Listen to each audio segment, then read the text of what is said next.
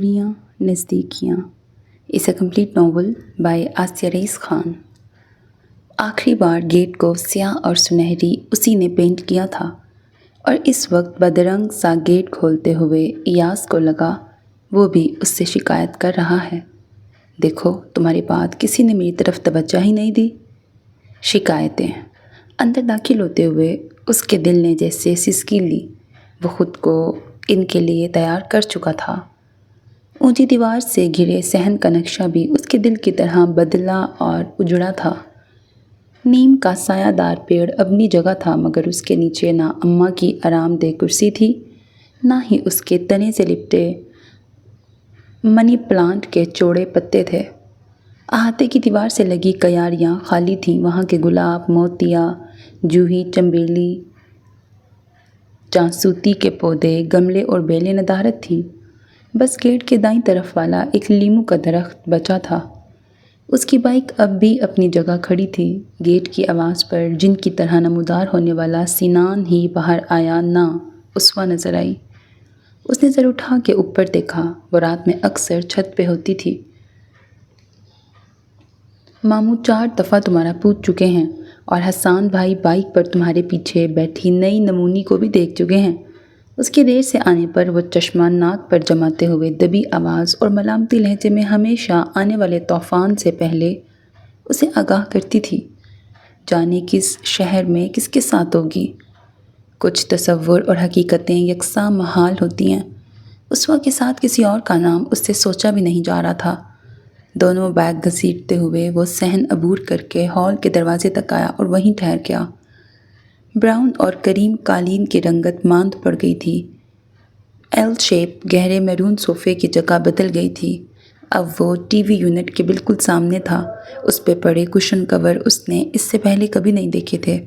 सामने रखे coffee table पे सहन में खिले फूल से सजा कोई गुलदान नहीं था। उस पे हमेशा बिछा रहने वाला अम्मा की कशीदाकारी का तारीखी नमूना गायब था। मेज़ पे सिर्फ अखबार रखा था। कमरे में भी कोई इंडोर पौधा न था। पापा की किताबों की अलमारी और सोफ़े के साथ खड़ा रहने वाला लंबा सा आराइशी गुलदान अपनी जगह मौजूद थे। दीवार पे आयतल कुर्सी की फ्रेम के अलावा 2 कुदरती मनासिर की तस्वीरें टंगी थीं। ये अजीब ट्रेंड है। अच्छी भली साफ शफाफ दीवार को लेके फ्रेमों से भर दो। इससे कमरा छोटा लगता है मुझे तो। मेरा बस चले तो घड़ी के अलावा दीवार पे कुछ ना टांगूं। ये आवाज़ें वापसी की मरहून मिन्नत ना थीं। मीलों के फासले पर भी गुज़रे 3 बरसों से ये उसके साथ थीं। वो हर याद पे हैरान हो रहा था कि उसे सब कुछ इस कदर तफसील से याद था। उसने तो कभी घर पे इतनी बारीक बीनी से तवज्जो नहीं दी थी। तुम्हें याद है कि ये सब उस्वा से जुड़े थे? अंदर से आवाज़ आई।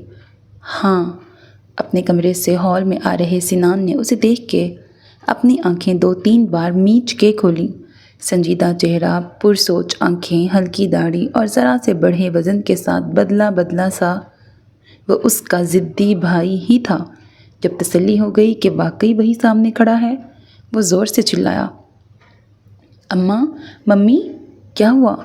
गिरती पड़ती शगुफ्ता पहले नमूदार हुई। हवन्नक बने सिनान की नज़रों का ताक़ुब किया और उन पर शादी मर्ग तारी हो गया। यास, फरते मुसर्रत से कांपती आवाज़ में पुकारते हुए उन्होंने दौड़ कर बेटे को गले लगाया।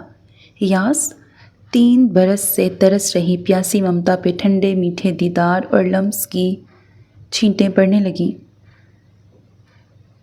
वो रो रही थी। कितना तरसाया, कितना तड़पाया हमें। Sorry mummy. यास ने झुक के उनके शाने पे थोड़ी टिका दी। सहरा का मुसाफिर तो वो भी था। अम्मा, सिनान ने एक बार फिर आवाज़ लगाई। उसे उन्हें लेने खुद उनके कमरे में जाना चाहिए था, मगर उसके कदम मुंजमद हो गए थे। उसे एक साथ बहुत सी बातें और कई मंजर याद आ रहे थे और सबका मरकज़ उस्वा थी। सामने मौजूद बदले इयास को देखते ही उन पे मुनकशिफ हुआ था कि जो बात वो उससे पहले जान गया था, वक्त गुजर जाने के बाद उसे भी उसका अदराक हो गया है। और ये सच उसे खुश नहीं कर सका कि उस्वा अब पहले वाली उस्वा नहीं थी। उसके भाई ने देर कर दी थी। आसमान टूट पड़ा है या क़यामत आ गई है जो तू इतना दूर से ही कहती आ रही। अम्मा का जुमला अधूरा रह गया। शगुफ्ता बेटे से अलग हुई। एक और शादी मर्द की कैफियत اس خوشی پر وہ لڑکھڑا کر زمین بوس ہوتی اس سے پہلے ایاز نے آگے بڑھ کے انہیں تھام لیا۔ وہ زور سے روتے ہوئے اس سے لپٹ گئیں۔ اتنے دن بعد آج بسنت پھولی ہے اس گھر میں۔ کچھ دیر بعد انہوں نے سنبھل کے کہا، اماں۔ ایاز ہلکے سے ہنسا، بہت مس کیے آپ کے یہ محاورے۔ اسے خود سے دور کر کے انہوں نے اس کا چہرہ تھاما۔ تو آیا کیوں نہیں جلدی؟ ایسا کوئی کرتا ہے؟ وعدہ کر اب کبھی چھوڑ کے نہیں جائے گا۔ وہ شرمندہ تھا، پچھتا رہا تھا، سب سے معافی مانگنے کے لیے بے قرار تھا، مگر اس وقت اس کی آواز ہی نہیں نکلی۔ اس کی کیفیت بھی ان کی سی تھی، لیکن وہ اپنی دادی اور ماں کی طرح اعلانیہ رو بھی نہیں سکتا تھا۔ اس نے ضبط کرتے ہوئے سر ہلایا اور وہ سب اس خاموش وعدے پر ہی مطمئن ہو گئے۔ اماں، یہ انت بھلا تو سب بھلا ہے، یا لوٹ کے بدھو گھر کو آئے؟ پائل ابھی آئی تھی اور اسے دیکھ کے دروازے میں کھڑے کھڑے ہی اس نے سوال داغا، یا آپ آئے بہار آئی؟ ارے واہ، تم تو پکی شاگرد ہو گئی اماں کی، ایاز نے کہا۔ آپ نے داڑھی کیوں رکھ لی؟ کوئی عربی بھی ساتھ ہے؟ مجھے انہیں نزدیک سے دیکھنے کا بہت شوق ہے۔ اس کی بات پہ سب ہنس پڑے۔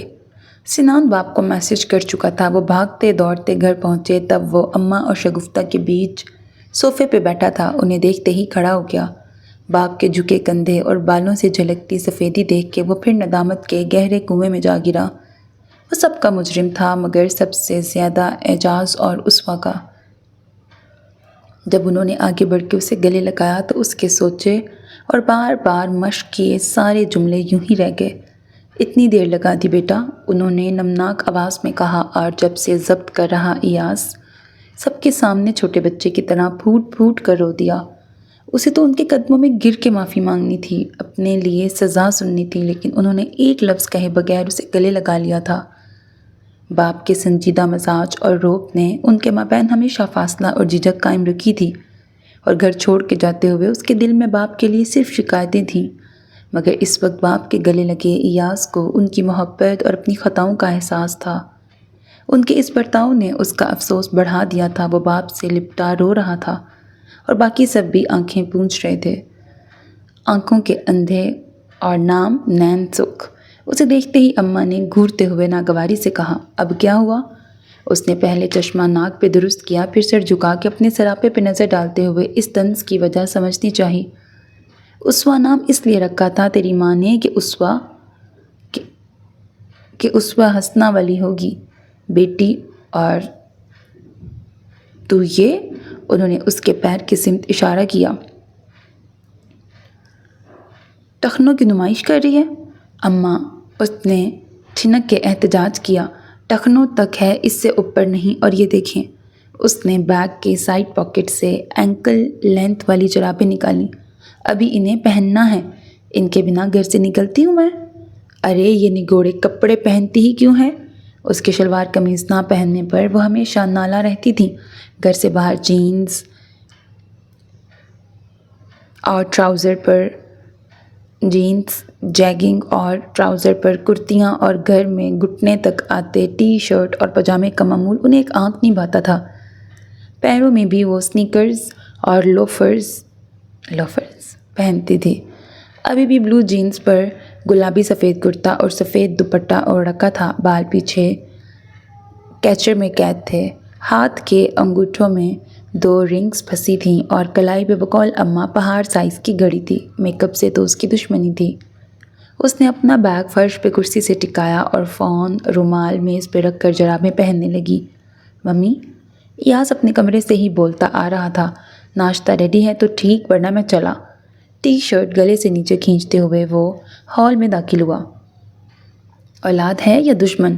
شگفتہ 2 پلیٹیں ہاتھوں میں لیے باورچی خانے سے باہر نکلیں۔ دھمکی کے بنا بات ہی نہیں کرتی؟ ممی، دودھ کا مگ واپس میز پہ رکھتے ہوئے سنان نے احتجاج کیا، صرف ایک اولاد، باقی 2 کبھی دھمکی نہیں دیتی۔ بڑے بھائی بڑی والی دھمکی دے چکے، چھوٹے؟ اس نے اسوہ کے سامنے والی کرسی پہ بیٹھے ہوئے اطلاع دی۔ سنان نے چونک کر ماں کو دیکھا، جو گزشتہ شب حسان کی گفتگو یاد آتے ہی لب بھینچ کے چپ ہو گئی تھیں۔ آملیٹ اور روٹی والی پلیٹ اسوہ کے آگے اور ابلے انڈے اور سمودی ایاز کے سامنے رکھ کے وہ پلٹ گئیں۔ اماں، آپ کو بتایا نہیں ممی نے؟ چمچے سے ابلے انڈے کی زردی نکال کے اسوا کی پلیٹ میں رکھتے ہوئے اس نے دادی سے پوچھا، ایاز کے بچے؟ شگفتہ نے واپس دروازے میں آ کر دانت پیسے۔ آنٹی جی، باورچی خانے سے اماں کی چائے کا پیالہ لیے پائل نمودار ہوئی۔ کس سے چھپا رہی ہیں آپ؟ آپ کی ساس نے یہ بال دھوپ میں سفید نہیں کیے ہیں؟ اماں کے محاورے اور مثل اسے ہی سب سے زیادہ یاد تھے۔ انہیں پتہ ہے بڑے بھیا کو کوئی لڑکی پسند ہے اور وہ اس سے شادی کرنا چاہتے ہیں۔ اس کے خشک سے ہے، اس کے حلق سے ہے، تھی، گئی، آئی وغیرہ کے ساتھ نون گنا کبھی نہیں نکلتا تھا۔ وہ چائے کا پیالہ ان کے آگے رکھ کے چلی گئی۔ حسان پہلے میرے پاس ہی آیا تھا کہ پاپا ممی سے بات آپ کریں۔ میں نے کہا خود بات کرو۔ انہوں نے پیالہ اٹھاتے ہوئے شگفتہ کے سم دیکھے بنا سکون سے کہا۔ شگفتہ ہنستے مسکراتے زندگی گزارنے پر یقین رکھتی تھیں۔ انہوں نے اپنی کوشش سے گھر کا ماحول بھی ایسا ہی رکھا تھا۔ ساس نے ابتدائی دنوں میں روایتی رنگ دکھائے بھی تو انہوں نے روایتی بہو کا چولا نہیں پہنا۔ آخر ساس بھی تھک ہار کے رام ہو گئی تھیں اور عرصے سے بڑے بیٹوں کو چھوڑ کر نواسی کے ساتھ مستقل ان کے پاس رہتی تھیں، مگر اب بھی ان کے اندر کبھی کبھار پرانی روایتی ساس انگڑائیاں لیا کرتی تھی اور وہ انہیں ایسے دھچکے دیتی کہ شگفتہ کچھ پل کو تھم جاتی تھی۔ اچھا کیا، اب بھی وہ سنبھل کے پلٹ گئیں۔ میں نے بھی کہہ دیا، مجھے کوئی اعتراض نہیں، لیکن اپنے پاپا سے خود کہو۔ ویسے حسان بھائی لگتے تو نہیں ایسے کہ خود لڑکی پسند کر لیں گے یا کوئی لڑکی انہیں پسند کرے گی۔ وہ تو بات بھی دن کی 4 گن کے کرتے ہیں اور جواب تو بنا بولے ہی دے دیتے ہیں۔ پائل پھر نمودار ہوئی۔ بہرا سو گہرا، اتنا خوبرو ہے میرا پوتا، اسے کون ناپسند کر سکتا ہے؟ اماں کو پائل کا تجزیہ ایک آنکھ نہ بھایا۔ واہ کیا لبرل فیملی ہے۔ ایاز نے خالی گلاس میز پہ رکھا اور اسوا کا رومال اٹھا کے منہ صاف کیا۔ تمہاری گرل فرینڈز کا بار اٹھانے اتنی لبرل پھر بھی نہیں۔ اسوا نے دانت پیستے ہوئے اسے گھورا۔ اس کی آواز اتنی تھی کہ اماں نہ سن سکیں۔ سب کو تھوڑی نہ گھر لانا ہے، اس نے ایک آنکھ دبا کے کہا۔ ویسے وہ میری گرل فرینڈز نہیں، فرینڈز ہیں۔ اس نے رومال فون کے قریب سابقہ جگہ پہ بڑے سلیقے اور احتیاط سے رکھا۔ آپ سنیں، اپنا کمر بند سنیں، زور سے بولا کرو۔ وہ دونوں جب گھسٹ پھسٹ کرتے اماں کا یہ جملہ لازمی ہوتا تھا۔ کچھ نہیں اماں، اس نے میرا رومال خراب کر دیا۔ یہ آج والی کو دے دینا۔ اسوا نے رومال چٹکی میں پکڑ کے اس کے سامنے رکھا اور ٹیشو باکس سے 3-4 ٹیشو ایک ساتھ کھینچ کے کھڑی ہو گئی۔ چلو سنان، بیگ شانے پہ لٹکا کے اس نے سنان کو مخاطب کیا۔ ان دونوں کا کالج ایک ہی تھا۔ ناشتہ تو پورا کر لے، اماں نے ٹوکا۔ دیر ہو رہی ہے، رکشہ میں کھا لوں گی۔ اسوا نے آملیٹ اور روٹی پہ رکھ کے رول بنایا اور ایک ٹیشو نکال کے اس میں لپیٹ لیا۔ اللہ حافظ مامی، اللہ حافظ اماں، فی امان اللہ۔ شگفتہ باہر آئیں، سنبھل کے جاؤ۔ سنان بھی اپنی جگہ سے اٹھا۔ شگفتہ نے آگے آ کے ٹی شرٹ کی کالر ٹھیک کی اور بالوں میں انگلیاں پھیریں۔ اس جنگل میں کنگھا برش کچھ تو پھیر لیا کرو۔ ٹھیک ہی تو ہے ممی۔ سنان نے انگلیوں سے بال پھر سے بکھرا لیے۔ وہ مزید کچھ کہتی اس سے پہلے وہ باہر نکل گئی۔ لب سختی سے بند کیے وہ گہرائی سے سرسرا کے اوپر آنے کی کوشش کرتی ایک چیز کو اندر ہی دبا رہی تھی۔ وہ دونوں گیٹ سے نکل کے گلی میں ہی تھے جب پیچھے سے ایاز بائک پہ آیا۔ رکشہ نہیں ملا؟ اس نے رفتار کم کی۔ شیئرنگ رکشہ یہاں نہیں، مین روڈ پہ ملتا ہے، سنان نے جتایا۔ چلو چھوڑ دوں تم دونوں کو۔ دونوں نے ایسی کڑی نظریں اس کے سپرد کی مانو وہ انہیں کسی گناہ کی دعوت دے رہا ہو۔ تمہاری بائک کی پچھلی سیٹ ہمارے شایان شان نہیں، اسوا نے چشمہ ناک پہ درست کرتے ہوئے مسکرا کے طنز کیا۔ جاؤ کوئی بیچاری لیٹ نہ ہو جائے۔ سنان نے دوسرا آئینہ دکھایا۔ بلائی کا تو زمانہ ہی نہیں ہے۔ اس نے تعصب سے سر ہلایا اور فر سے بائک بھگا لے گیا۔ شروعات یہاں سے ہوئی تھی کہ حسان نے 4 دن لگاتار اس کی بائک کے پیچھے لڑکی کو دیکھا۔ 5ویں دن حسان نے اماں اور شگفتہ کے سامنے استفسار کیا اور اس نے سہولت سے تفصیل بیان کی۔ ٹیوزڈے کو لیزا تھی، وینسڈے کو زائرہ، تھرسڈے شاید روبی تھی۔ اور جمعے کو مسکان کو لپٹی تھی، اس نے سب کے کھلے منہ اور پھٹی آنکھیں دیکھی ہی نہیں۔ ہماری پٹری بیٹا تیر انداز۔ ہاں، سب سے پہلے اماں ہوش میں آئیں اور عادتاً لاڈلے پوتے کی کرتوت کو ایک ہوں میں اڑانے کی کوشش کی۔ آپ کہیں ممی کو مینڈکی تو نہیں کہہ رہی؟ شگفتہ نے اس کی پیٹھ پہ ایک زور کا ہتھڑ لگایا۔ تمہاری بائک پہ روز نئی لڑکی کیوں ہوتی ہے یہ بتاؤ؟ مطلب آپ چاہتی ہیں ایک ہی لڑکی ہو؟ میں چاہتی ہوں پچھلی سیٹ خالی رہے۔ آپ سب جانے کیا سمجھ رہے ہیں؟ کالج جاتے ہوئے راستے میں بس یا رکشے کا ویٹ کرتا کالج یا کلاس کا کوئی شناسا چہرہ مل جائے تو اسے بٹھا لیتا ہوں۔ تمہارے شناسا سارے چہرے زنانہ کیوں ہیں؟ اسوا نے تیکھا سوال کیا۔ ایسا تو نہیں ہے، ہاں لیکن یہ سوچنے والی بات ہے مجھے روز زنانیاں ہی کیوں روکتی ہیں؟ سدھر جاؤ، تمہارے پاپا کو خبر ہوئی تو خیر نہیں، انہیں یہ حرکتیں پسند نہیں۔ شگفتہ نے سنجیدہ مزاج شوہر کے متعلق سچ ہی کہا۔ پاپا کو خدمت خلق سوشل ورک پسند نہیں؟ وہ بڑی معصومیت سے حیران ہوا۔ جس میں ایک جوان لڑکے کے ساتھ کئی لڑکیاں شامل ہوں ایسا سوشل ورک نہیں پسند، نہ انہیں نہ ہمیں۔ اب کوئی ہاتھ لہرا کے لفٹ مانگے تو کیا میں زن سے آگے بڑھ جاؤں؟ آپ سب مجھے بد اخلاقی کا درس دے رہے ہیں؟ اس نے ان سب کو شرم دلانی چاہی۔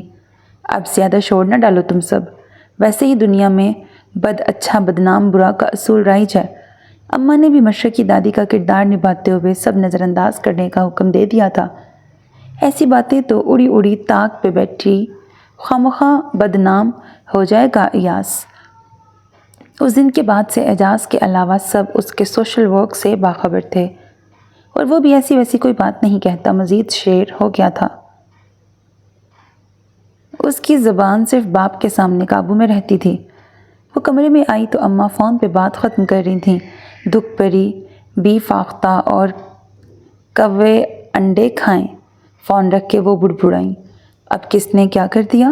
تیری ماں نے پائی پائی جوڑی قربانی دی، من مارا اور اس گھر میں 6 مہینے بھی نہ رہ سکی۔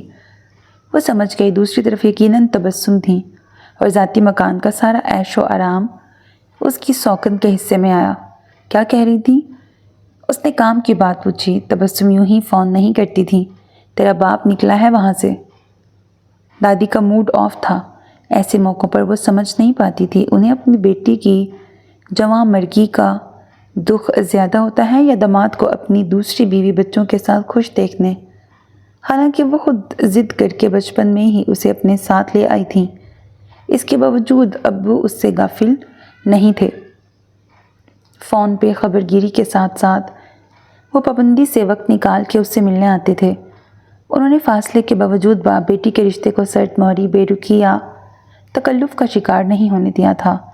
جب بھی ملتے اسے گلے لگاتے، اس کا ماتھا چومتے، سامنے بیٹھ کے اس سے گھنٹوں بات کرتے، اس کی سنتے، اپنی کہتے، کبھی کبھی اسے اپنے ساتھ باہر لے جاتے، ساتھ کھانا کھاتے۔ انہوں نے دور رہ کر بھی باپ کی محبت اور شفقت بھرے لمس اور آغوش سے اسے محروم نہیں رکھا تھا۔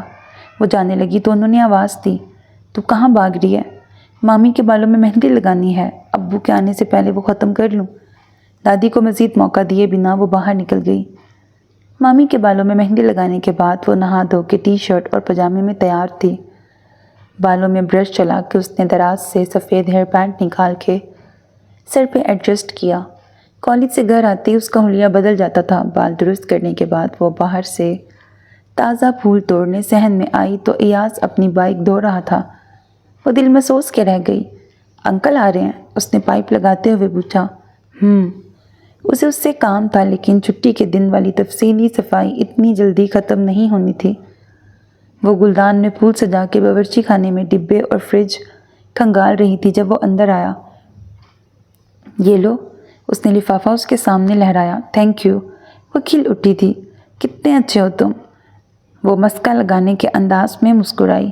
اس کے ابو کو جس حلوائی کی دکان کی کچوری پسند تھی وہ ہوم ڈیلیوری نہیں دیتے تھے، اور اس وقت سنان بھی موجود نہیں تھا۔ ہوں تو مگر یہ تمہیں کم کم ہی یاد رہتا ہے، اس نے منہ بنایا۔ حسان نے باپ سے بات کی اور انہوں نے بھی اس معاملے میں بیٹے کی پسند قبول کر لی۔ شمیلہ اس کی ہم جماعت تھی۔ باقی معاملات بھی جلد طے ہو گئے۔ باقاعدہ منگنی تو نہیں ہوئی مگر قریبی رشتہ داروں کے ساتھ چھوٹی سی تقریب میں رشتے اور شادی کی تاریخ کا اعلان ہوا۔ اسی محفل میں شمیلہ کی خالہ زاد اصفیہ کے حسن نے ایاز کو چاروں خانے چت کر دیا۔ اسوا خلاف معمول اس کے سامنے والی کرسی کے بجائے آج وہ بغل والی کرسی پہ بیٹھا تھا۔ اس کی سرگوشی کے جواب میں اس نے پلاؤ سے مٹر چن کے اس کی پلیٹ میں ڈالتے ہوئے مصروف انداز میں ہنکارا بھرا۔ تم شمیلہ بھابھی کی ساری کزن سے ملی؟ اس نے اسی مصروف انداز میں کہا۔ یہ مٹر میں چن لیتا ہوں۔ اسے اس کی غیر منقسم توجہ چاہیے تھی۔ وہ چمچ سے مٹر اٹھا کے اپنی پلیٹ میں ڈالنے لگا۔ وہ دونوں اپنی پلیٹوں میں ابلے انڈے کی زردی، سفیدی، مٹر، آلو اور کشمش بادام کے تبادلوں کے عادی تھے۔ اس مہربانی پر وہ چونک کے اسے دیکھنے لگی۔ سنبھل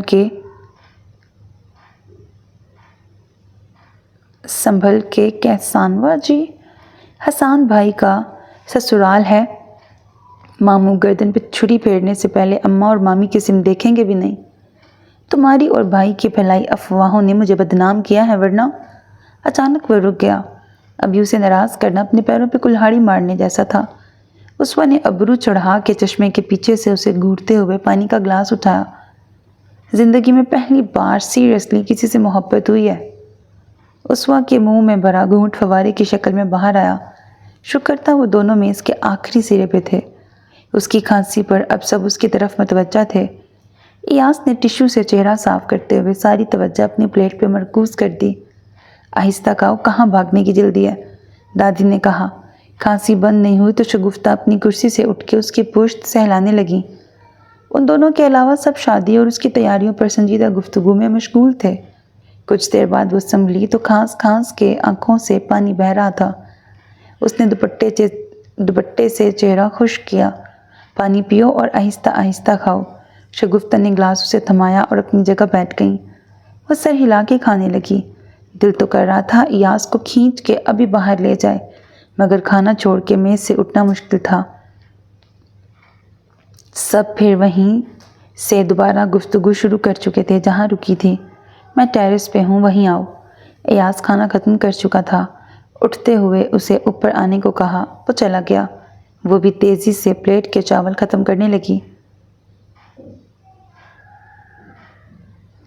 چھپ گٹری میں اور صورت طباق میں ہوتی ہے، اماں نے اس کی رفتار پہ ٹوکا۔ پارلر کے 20 چکر لگایا، ٹوکرا بھر کری میں گھیس کھانا ایسے کھائے گی تو خاک رونق ہوگی شکل پہ۔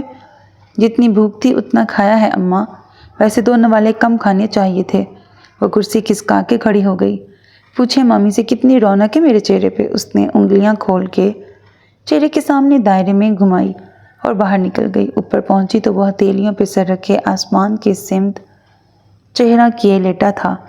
ایک دن میں ہی مجنوں کی طرح تارے بھی گننے لگے۔ وہ کمر پہ ہاتھ رکھ اس کے پاس کھڑی ہو گئی۔ تمہاری مدد مجھے مجنوں بننے اور تارے گننے سے بچا سکتی ہے۔ یوں ہی لیٹے لیٹے اس نے نظر اس کی طرف کی۔ اتنی کزنس تھیں وہاں بھابھی کی کہ مجھے سب یاد بھی نہیں کون ہے وہ۔ وہ اس سے ذرا فاصلے پہ بیٹھ گئی۔ اصفیہ، وہ ایشوریہ جیسی آنکھوں والی، اسے وہی ایک یاد تھی۔ ظاہری حسن کا عاشق نکلا تمہارا دل بھی۔ ساری محفل میں اصفیہ سب سے نمایاں تھی۔ حسن کے ساتھ ساتھ وہ خود کو محفل کی جان بنانے کے ہنر سے بھی لیس تھی۔ تمہیں اچھی نہیں لگی؟ اس نے حیرت سے پوچھا۔ میں نہ کہوں تو ابھی اسی وقت فاتحہ پڑھ لو گے تازہ محبت پہ؟ ایاز کو جواب دینے کی یہ شرط قطعی اچھی نہیں لگی۔ خاموشی سے اس کا منفی جواب اخذ کر کے اس نے کہا، تو میری رائے رہنے ہی دو۔ اور کیا پتہ ہے اس کے بارے میں تمہیں؟ وہ شمیلہ بھابھی کی خالہ زاد ہے اور BCom فائنل میں ہے، بس اتنا ہی معلوم ہے۔ تم نے تبھی اشارہ کیا ہوتا، ساری جانچ پڑتال کرتی نا۔ وہ اٹھ کے بیٹھ گیا۔ تم تو اسے تاڑنے میں بزی ہو گے تو کام کی بات کیسے سوچتی؟ اس کا لہجہ ہی نہیں، چہرے کے تاثرات بھی ملامتی تھے۔ میں سیریس ہوں۔ مجھے وہ پہلی نظر میں ہی اچھی لگی اور محبت بھی ہو گئی۔ پہلی بار میرا دل۔ اسوا نے کان پہ ہاتھ رکھ لیے۔ یہ داستان محبت اس کے لیے بچا کے رکھو، میرے کانوں کو گناہ گار نہ کرو۔ اس نے ہاتھ ہٹائے اور ایاز نے بری طرح گھورا۔ بہت بے مروت ہو۔ تم اس بات کا خیال رکھا کرو۔ وہ فائنل میں ہے، میرا بھی لاسٹ سیمسٹر ہے۔ तुम सिर्फ ये पता लगाओ खुदा न ख्वास्ता वो कहीं इंगेज तो नहीं, फिर हम दोनों मम्मी से बात करेंगे। तुम इतनी जल्दी शादी कर लोगे? उसे उसकी मोहब्बत पे ज़रा बराबर यकीन नहीं था, मगर इतनी जल्दबाजी पर वो हैरान हुई। क्यों ना करूं? तुम्हें आए दिन कोई ना कोई लड़की पसंद आ जाती है। ऐसे में उसके लहजे में एहतजाज था। कॉलेज और क्लास की लड़कियों को लिफ्ट देना या थोड़ा बहुत फ्लर्ट करना अलग है, और वाकई मोहब्बत होना अलग। ये मेरी पहली और आखिरी मोहब्बत है।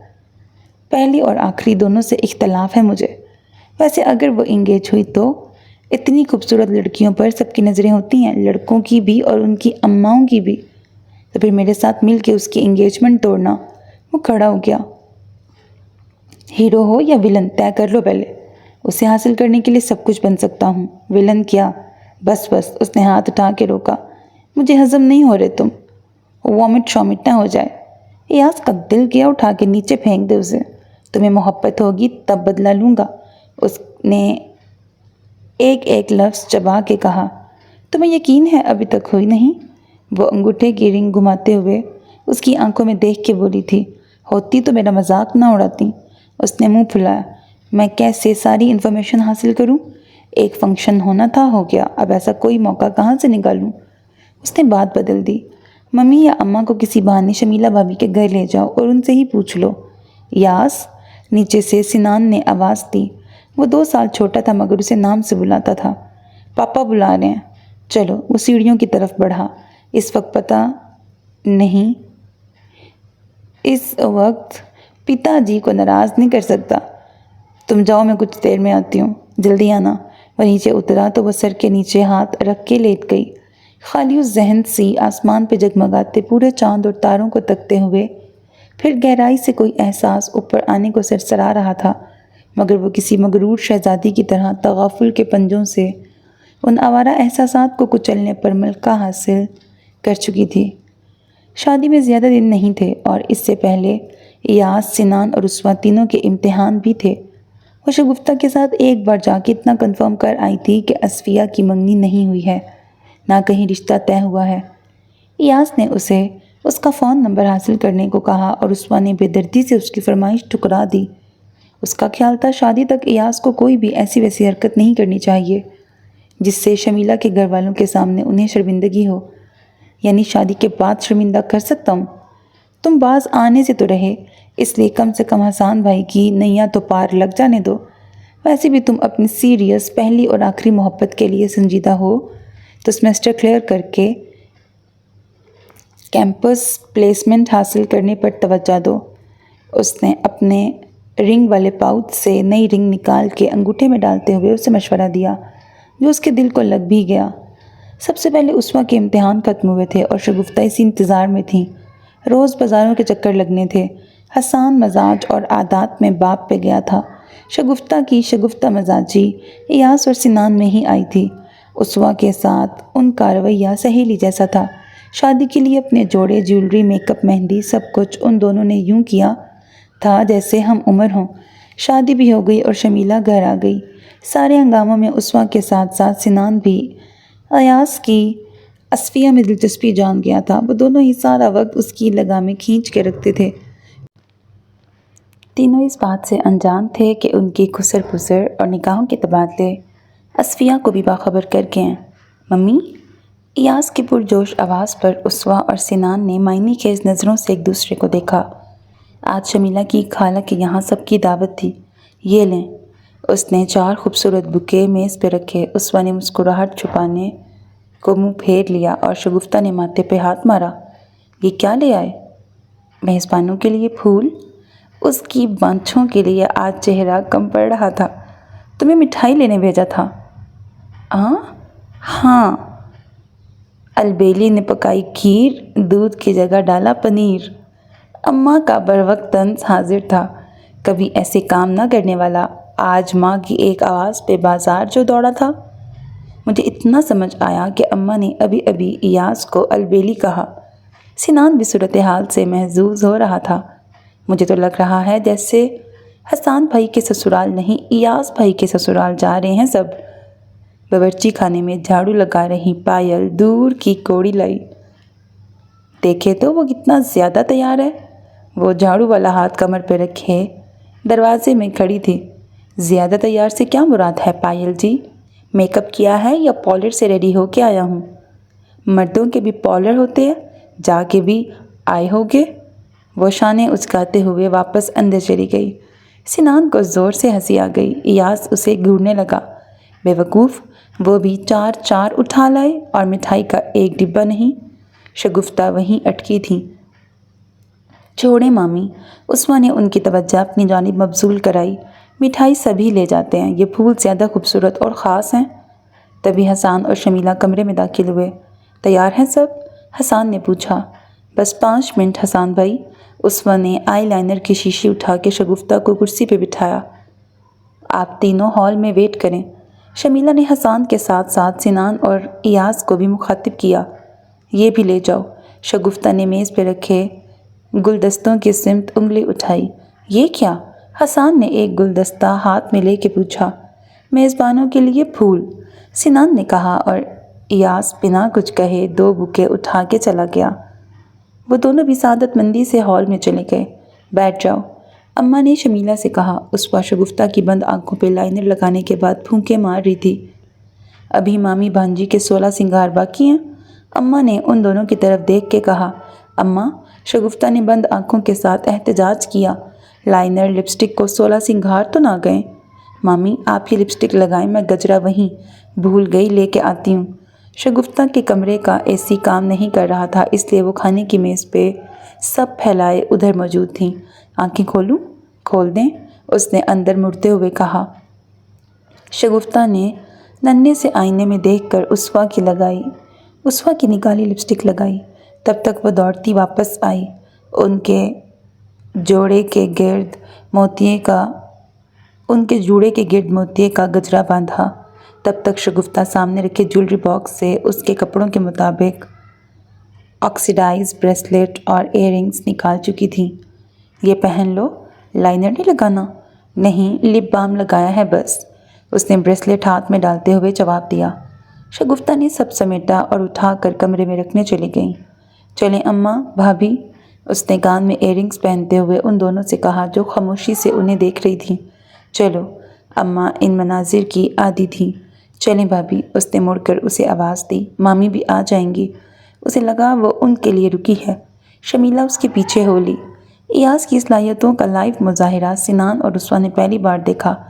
اس نے اصفیہ سے بے تکلف مذاکرات کے بعد اس کا فون نمبر بھی حاصل کر لیا تھا۔ وہاں سے واپسی پر وہ کپڑے تبدیل کر کے اسے ڈھونڈتی چھت پہ آئی۔ کر دیا پرپوز؟ وہ پچھلی دیوار سے ٹیک لگائے کھڑا فون سکرول کر رہا تھا۔ واہ، مجھے جلد باز کہنے والی کو پہلی ملاقات میں ہی پرپوزل چاہیے۔ تم جیسے دل پھینک قسم سے تو مجھے پہلی ملاقات بھی نہیں چاہیے، اس نے منہ بنایا۔ تمہارے نامہ اعمال میں گناہ لکھنے والے فرشتوں کی ڈائریاں مجھ پہ لگائے جھوٹے الزاموں سے ہی بھری ہوں گی، اور تمہارے ایسے مکرنے والے جھوٹ سے۔ اتنی دیر اصفیہ کے ساتھ کیا بات کی پھر؟ بس ادھر ادھر کی۔ فوراً حال دل تو نہیں سنا سکتا تھا نا؟ اگلی ملاقات کی راہیں تو ہموار کر لی ہوں گی۔ جواب میں ایک اطراتی مسکراہٹ اس کے چہرے پہ پھیل گئی۔ لڑکی اور محبت کے چکر میں اچھے خاصے حونک ہو گئے ہو، اس نے تعصب سے سر ہلایا۔ تم اور چالس ہو کھا۔ تبھی سنان دھپ دھپ کرتا اوپر آیا۔ میرا تو ویٹ کیا ہوتا، اس نے اسوا سے شکایت کی۔ سوری، صبر نہیں ہو رہا تھا۔ پھر کب جا رہے ہو فرسٹ ڈیٹ پہ؟ سنان نے سیدھے پتے کی بات پوچھی۔ کیا دن آ گئے ہیں میرے اللہ! اسوا نے سر اٹھا کے آسمان کو دیکھا۔ ہمارے گھر میں ڈیٹیں ڈسکس ہو رہی ہیں کل۔ ایاز نے اس کا ڈرامہ نظر انداز کیا۔ ہاں، اسوا مارے حیرت کے پوری اس کی سمت گھوم گئی۔ یہ تو تم سے زیادہ جلد باز نکلی۔ ماں بدولت کا چام ہے، اس نے فرضی کالر کھڑکھڑائے۔ اندھوں اور بے وقوفوں کی کمی نہیں دنیا میں، سنان نے کہا۔ تم بھی چالس ہو کھا۔ کہاں جا رہے ہو؟ تمہیں بتا دوں تاکہ تم دونوں بھی میرے پیچھے وہاں پہنچ جاؤ؟ بالکل نہیں۔ الحمدللہ اس گھر میں اندھوں اور بے وقوفوں کی شدید کمی ہے، سنان نے تشکرانہ لہجے میں کہا، اور اسوا نے تائیدی سر ہلایا۔ تم دونوں اوپر ہو؟ نیچے سے شمیلہ کی آواز آئی۔ ایاز اور اسوا آگے کی دیوار تک آئے جہاں سے نیچے شمیلہ نظر آ رہی تھی۔ جی، ایاز نے کہا۔ کیا کر رہے ہو وہاں اندھیرے میں؟ کچھ خاص نہیں، یوں ہی باتیں کر رہے ہیں۔ سنان بھی ان کے برابر آ کے کھڑا ہوا۔ آپ بھی آئیں، عثمان نے دعوت دی۔ نہیں انکل تمہارا پوچھ رہے ہیں، اس نے ایاز سے کہا۔ اچھا ان سے کہیں آ رہا ہوں، ایاز نے کہا اور وہ اندر چلی گئی۔ پاپا نے بھی آج ڈیٹ رکھ لی؟ سنان مسکرایا۔ اس ڈیٹ سے پسینے چھوٹتے ہیں میرے، اس نے اپنی کمزوری کا اعتراف کیا۔ اصفیہ نے تمہاری شکایت تو نہیں کر دی؟ عثمان نے ڈرایا۔ شپ شپ بولو، وہ سیڑھیوں کی طرف جاتے ہوئے بولا۔ اس کی درگت دیکھنے کے لالچ میں وہ دونوں بھی اس کے پیچھے نیچے آئے، مگر اعجاز نے اسے امتحان اور امتحانوں کے بعد کا منصوبہ پوچھنے بلایا تھا۔ اس کا MCA کا آخری سیمسٹر تھا۔ وہ کچھ دن بڑا خوش سا ہواؤں میں اڑتا رہا۔ اصفیہ سے ملاقات کے بعد فون پر ان کا مسلسل رابطہ تھا۔ آج اصفیہ ان کے گھر آئی تھی، ساتھ شمیلہ کی بہن بھی تھی۔ اصفیہ نے آنے کا ایاز کو بتایا اور اس نے ان دونوں کو، اور وہ تینوں ہی کلاس اور کام چھوڑ کر مختلف بہانے بنا کے دوپہر کے کھانے پہ گھر میں موجود تھے۔ کھانے سے ذرا پہلے شگفتہ کو اپنی سہیلی کے یہاں بریانی اور کھیر بھیجنے کا خیال آیا۔ ایاز یہ زہرا کے یہاں دے آؤ۔ انہوں نے ہاٹ پاٹ اور بٹر ویئر کا ڈبہ تھیلی میں ڈال کر میز پہ رکھا۔ میں؟ اس نے حیرت سے اپنی طرف اشارہ کیا۔ بائک تمہاری ہی ہے، جلدی کرو۔ وہ واپس باورچی خانے میں چلی گئیں۔ سنان تم دے آؤ، اس نے چھوٹے کو حکم دیا۔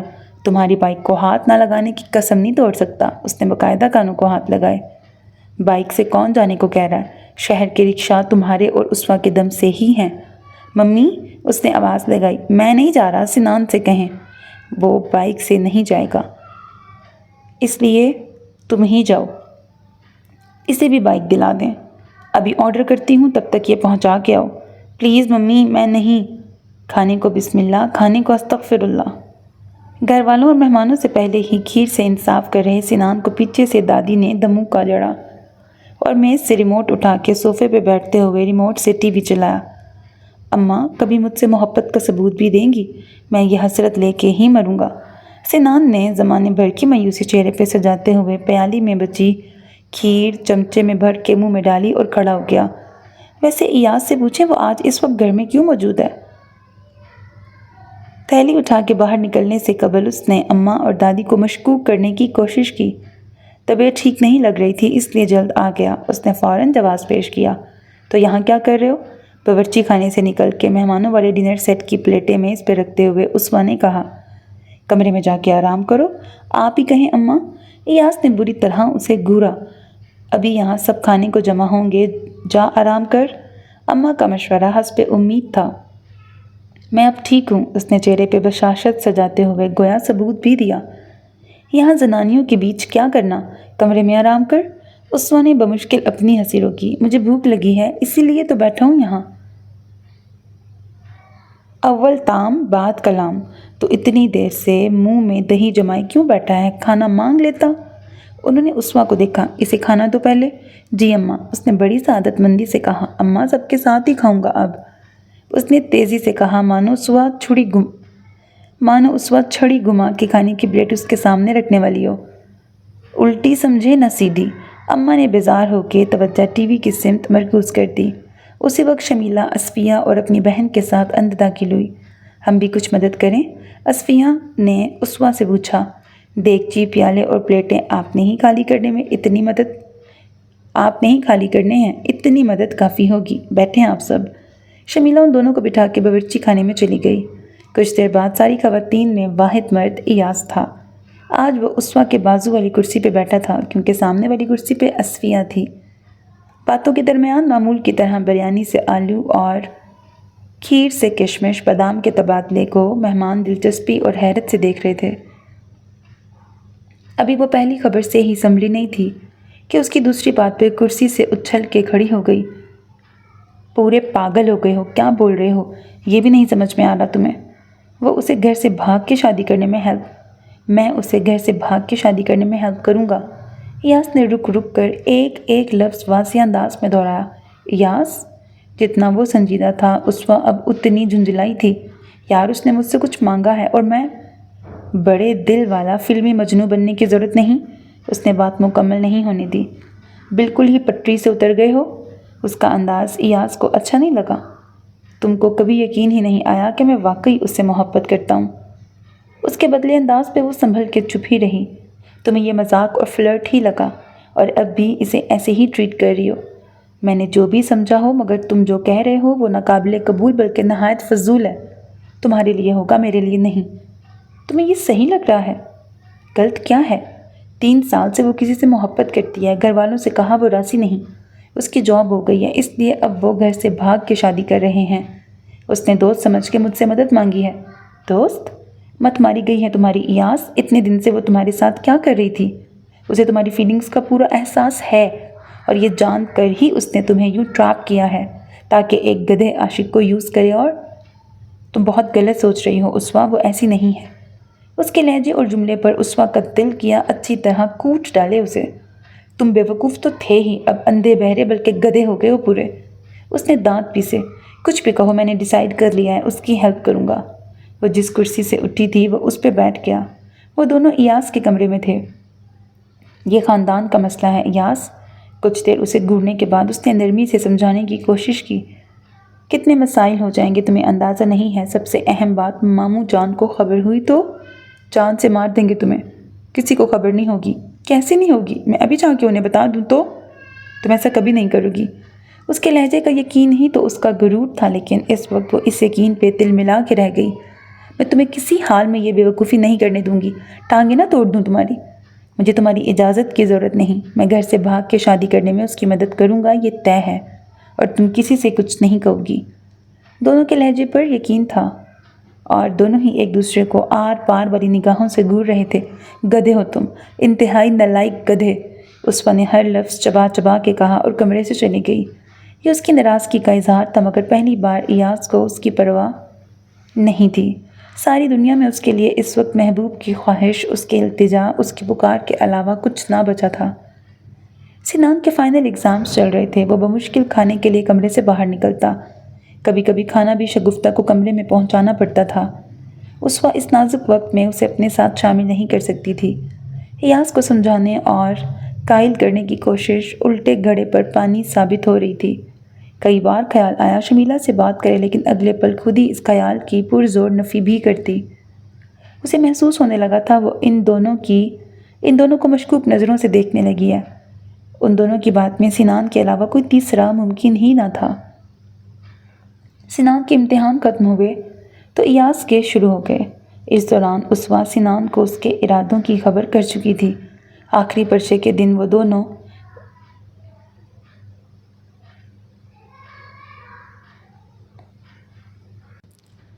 یار آگے نا ایک پیج مس ہے PDF میں، بٹ سٹوری سمجھ آ جائے گی، ٹھیک ہے؟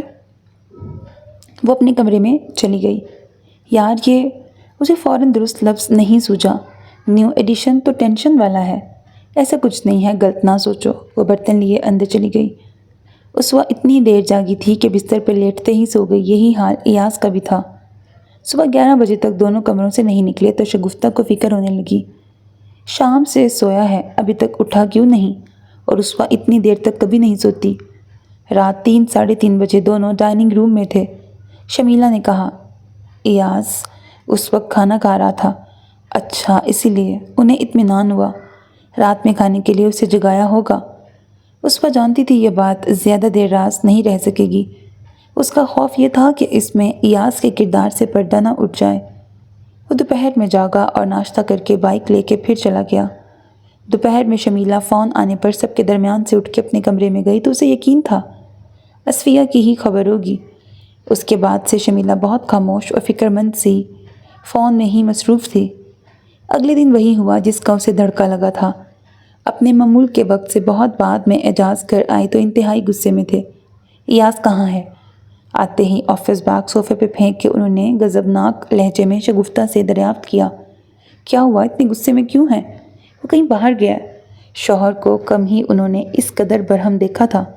فون کرو اسے، انہوں نے پیشانی مسلتے ہوئے کہا۔ اس سے پہلے ہی وہ اسے میسج ٹائپ کر چکی تھیں۔ بات کیا ہے وہ تو بتائیں۔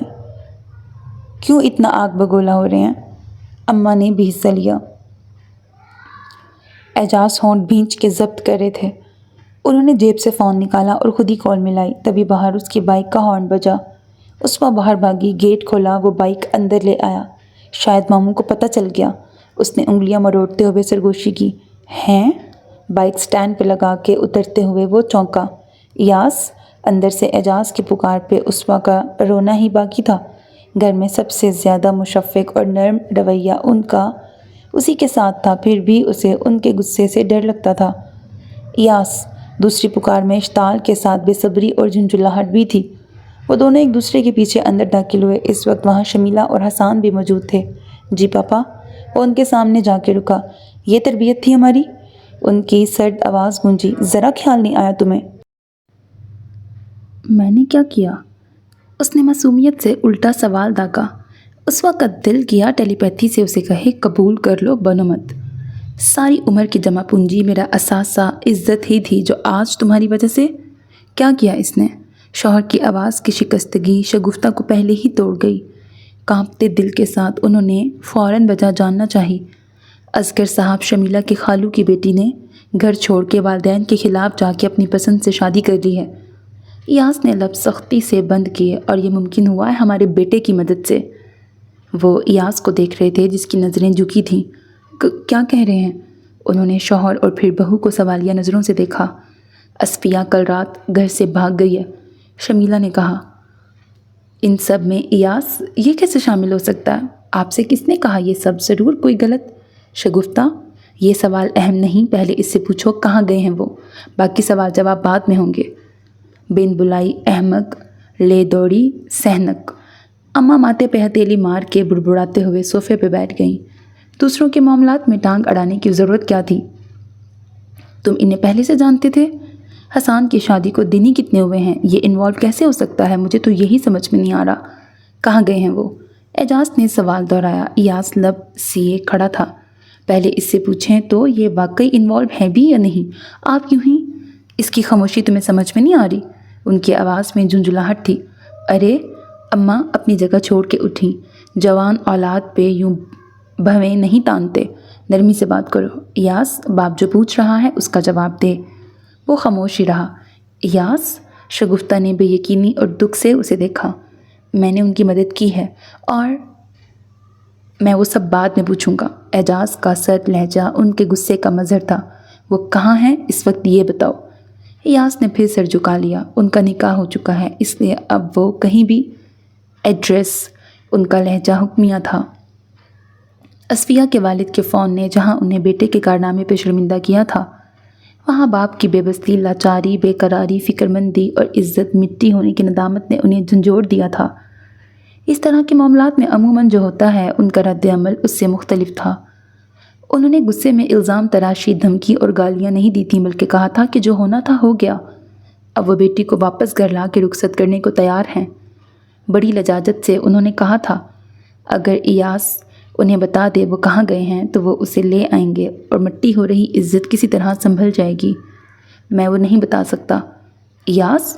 شگفتہ کو اب غصہ آ گیا۔ تم پہلے بہت بڑی حماقت کر چکے ہو، اب معاملہ اور نہ بگاڑو، جو پوچھ رہے ہیں وہ بتاؤ۔ وہ ہنوز چپ تھا۔ ایاس! شگفتہ نے تنبیہی انداز میں پکارا۔ سوری ممی لیکن میں… وہ کہاں ہیں یہ بتاؤ یا ابھی اسی وقت گھر سے نکل جاؤ۔ سب نے گھبرا کے انہیں دیکھا۔ تیش میں آپے سے باہر ہونا یا انتہائی قدم اٹھانا یہ اعجاز کا مزاج نہیں تھا۔ ایاس بیٹا، ہمارے بزرگ کہتے تھے آبرو جگ میں رہے تو بادشاہی جانیے، اسی لیے اصفیہ کا باپ اور اعجاز دونوں تم سے پوچھ رہے ہیں، ضد نہ کرو، بتا دو۔ اماں نے اس کے قریب آ کے کہا۔ میں نہیں بتا سکتا اماں، اس کی وہی مرغی کی ایک ٹانگ۔ تو ابھی اسی وقت نکل جاؤ گھر سے۔ اعجاز نے سرد لہجے میں دروازے کی سمت اشارہ کیا اور آئندہ صورت مت دکھانا اپنی۔ اور وہ سچ میں پیچھے سب کو آوازیں دیتا چھوڑ کے دھپ دھپ کرتا دروازے اور پھر گیٹ سے باہر چلا گیا۔ جوان اولاد کو یوں 12 پتھر باہر نہیں کرتے۔ انہوں نے بیٹے کو ٹھنڈا کرنا چاہا۔ تم اب بات نہ کرنا اس سے، وہ گھر آ جائے تو میں پوچھتی ہوں، بتا دے گا۔ اس کرتوت کے بعد بتائے گا تو ہی گھر میں جگہ ہے، ورنہ کوئی اس کی طرفداری اور ہمدردی نہ کرے۔ اعجاز 2 ٹوک کہہ کے وہاں سے چلے گئے۔ باقی سب نے سر پکڑ لیا۔ سب اس کے چوری اور اوپر سے سینہ زوری والے رویے پر نالاں تھے۔ اماں کی بڑبڑاہٹیں جاری تھیں۔ بی بی خطا کرے باندی پکڑی جائے۔ وہ ان دادیوں نانیوں میں سے تھیں جن کے لیے پوتا پوتی، نواسا نواسی کی کوئی غلطی نہیں ہوتی، بلکہ ان سے فقط معصوم نادانیاں سرزد ہوتی ہیں۔ جنہیں درگزر کرنا بڑوں کا فرض اولین ہوتا ہے۔ امید کے مطابق رات 2:30 بجے وہ گیٹ کھول کے اندر داخل ہوا۔ اسے سیڑھی پہ دیکھ کے اس کی طرف آنے کے بجائے وہ ہال میں چلا گیا۔ اسوا اٹھ کر اس کے پیچھے آئی۔ اپنے کمرے میں پہنچ کر وہ بیگ میں کپڑے ڈالنے لگا۔ کہاں تھے ابھی تک اور یہ کیا کر رہے ہو؟ اس نے پہلے دروازہ بند کیا تاکہ کسی کو ان کی آواز سنائی نہ دے، پھر اس کے پاس آ کے پوچھا۔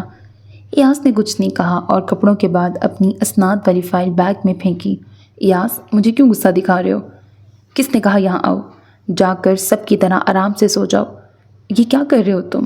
اس نے ہاتھ سے پھسلتے تحمل کو مضبوطی سے دبوچا۔ پاپا کا حکم مان رہا ہوں۔ 2 آپشن دیے تھے ماموں نے، اور تم؟ میں ان کی بات نہیں مان سکتا۔ ایاز، اس نے بڑے رسان سے کہا، بات مت بڑھاؤ پلیز، ماموں جان جو کہہ رہے ہیں وہ بتا دو، ویسے بھی نکاح تو ہو چکا ہے ان کا۔ میں نے وعدہ کیا ہے کسی سے کچھ نہیں کہوں گا۔ اگر کسی کو علم نہیں ہوتا تو الگ بات تھی، لیکن اب تو سب جان گئے ہیں نا، ایسے میں تم کیوں اسے انا کا مسئلہ بنا رہے ہو؟ اسے مسئلہ گھر والے بنا رہے ہیں۔ وہ بالغ لڑکی اپنی زندگی کا فیصلہ کر چکی، اب اسے اس کے حال پہ چھوڑ دینا چاہیے۔ اس کی بات پہ اسوا کا پھر اسے پیٹنے کا دل کیا، مگر فی الحال اسے معاملہ سنبھالنا تھا۔ تم بالکل بے وقوفوں والی بات کر رہے ہو، یہ کوئی عام معاملہ نہیں ہے، اور اگر تم نے اس کی مدد نہیں کی ہوتی تو اس گھر اور ہم سب کا اس سے کوئی لینا دینا بھی نہیں تھا۔ اب ساری دنیا جانتی ہے کہ انہیں گھر سے بھگانے میں تمہارا ہاتھ ہے۔ ماموں جان کو کتنی سبکی کا سامنا کرنا پڑا ہے، اس کا تمہیں اندازہ بھی نہیں ہے۔ تم نے سنا نا، اس کے والدین بھی اب انہیں قبول کرنے کو تیار ہیں، پھر تم کیوں اس بات پہ اڑے ہو؟ میں نے اس سے وعدہ کیا تھا۔ پورا کر دیا نا، اب گھر والوں کی سن لو۔ اس نے کہا ہے وہ کہاں ہیں یہ کسی کو نہ بتاؤں، کچھ دن بعد وہ خود گھر والوں سے کانٹیکٹ کرے گی، اسے کوئی ڈر ہوگا تبھی کہا نا، کیا پتہ گھر والے انہیں زبردستی الگ کر دیں۔ اس نے کہا ہے، اور اتنی دیر سے جو میں بکواس کر رہی ہوں، ماموں جان جو کہہ رہے ہیں وہ سنائی نہیں دے رہا تمہیں؟ ایاز خاموشی سے اپنا کام کرتا رہا۔ 4 دن کی محبت ہم سب سے اہم ہوگی تمہارے لیے۔ اس کی آواز روحان سی ہو گئی تھی۔ میری فیلنگز کی یہ انسلٹ ہی مجھے بہت غصہ دلا رہی ہے۔ اوہ شٹ اپ ایاز، اس کی برداشت جواب دے گئی۔ Get out. اس نے جس طرح جھنجھلا کے اور چڑ کے کہا، ایاز کو بھی غصہ آ گیا۔ کوئی اس کی کمٹمنٹ اور احساسات سمجھ ہی نہیں رہا تھا، مگر کم سے کم اسوا کو تو سمجھنا ہی چاہیے تھا۔ مرو تم۔ اس نے پلنگ پہ رکھے اس کے بیگ کا ڈھکن ہاتھ مار کے گرایا۔ جو کرنا ہے کرو، مگر یہ لکھ کے اپنی جیب میں رکھ لو، جب پچھتاؤ گے تو میرے پاس مت آنا۔ اس کا لہجہ جلالی تھا اور آنسو گالوں پہ پھسل رہے تھے۔ وہ باہر نکل گئی۔ نہیں آؤں گا۔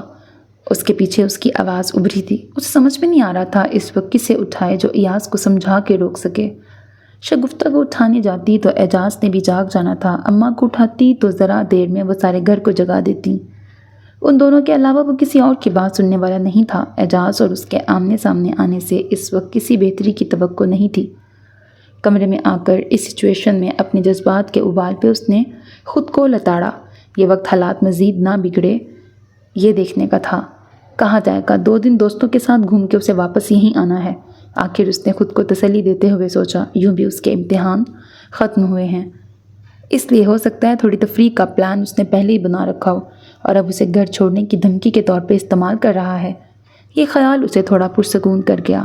کچھ دیر اپنے کمرے میں بے قراری سے ٹہلنے کے بعد دماغ ٹھنڈا ہوا تو اس سے بات کرنے اور سمجھا کے قائل کرنے کے لیے وہ پھر اس کے کمرے میں آئی۔ کمرہ خالی تھا۔ اس نے صحن میں جا کے دیکھا، بائک وہیں کھڑی تھی، مگر ایاز جا چکا تھا۔ واپس کمرے میں آ کے اس نے فون لگایا۔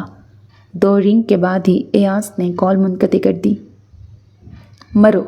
غصے میں اس نے فون پلنگ پہ پھینکا۔ اس وقت اسے ذرا بھی اندازہ نہیں تھا آنے والا وقت سب کی زندگیاں بدل دینے والا ہے، خاص طور پر اس کی زندگی۔ اگلی صبح ایاز کے گھر چھوڑ جانے کی خبر پر سب نے وہی سوچا جو اس وقت کا خیال تھا کہ چند دوستوں کے ساتھ گھوم پھر کے وہ لوٹ کر گھر ہی آئے گا، مگر اس کی اس حرکت نے اعجاز کا غصہ اور بڑھا دیا تھا۔ انہوں نے اعلان کر دیا اسے گھر میں آنے نہ دیا جائے۔ سبھی اسے فون کرنے کی کوشش کر رہے تھے مگر وہ کسی کا فون نہیں اٹھا رہا تھا۔ ہفتہ بھر بعد بھی اس کی یہی روش برقرار رہی تو شگفتہ فکر مند ہوئی۔ سنان اس کے جن دوستوں کو جانتا تھا اسے ان کے گھر دوڑایا گیا۔ کسی کو اس کے بارے میں کوئی علم نہیں تھا۔ تب سب کو معاملے کی نزاکت کا احساس ہوا۔ شگفتہ اس کے پاس آئیں تو وہ جھوٹ نہ کہہ سکی۔ تمہیں پہلے سے علم تھا وہ اس کی مدد کرے گا۔ ان کے لہجے کی بے یقینی اسے اور شرمندہ کر گئی۔ اس نے مجھے اور سنان کو بتایا تھا، اس نے آہستہ سے دہرایا۔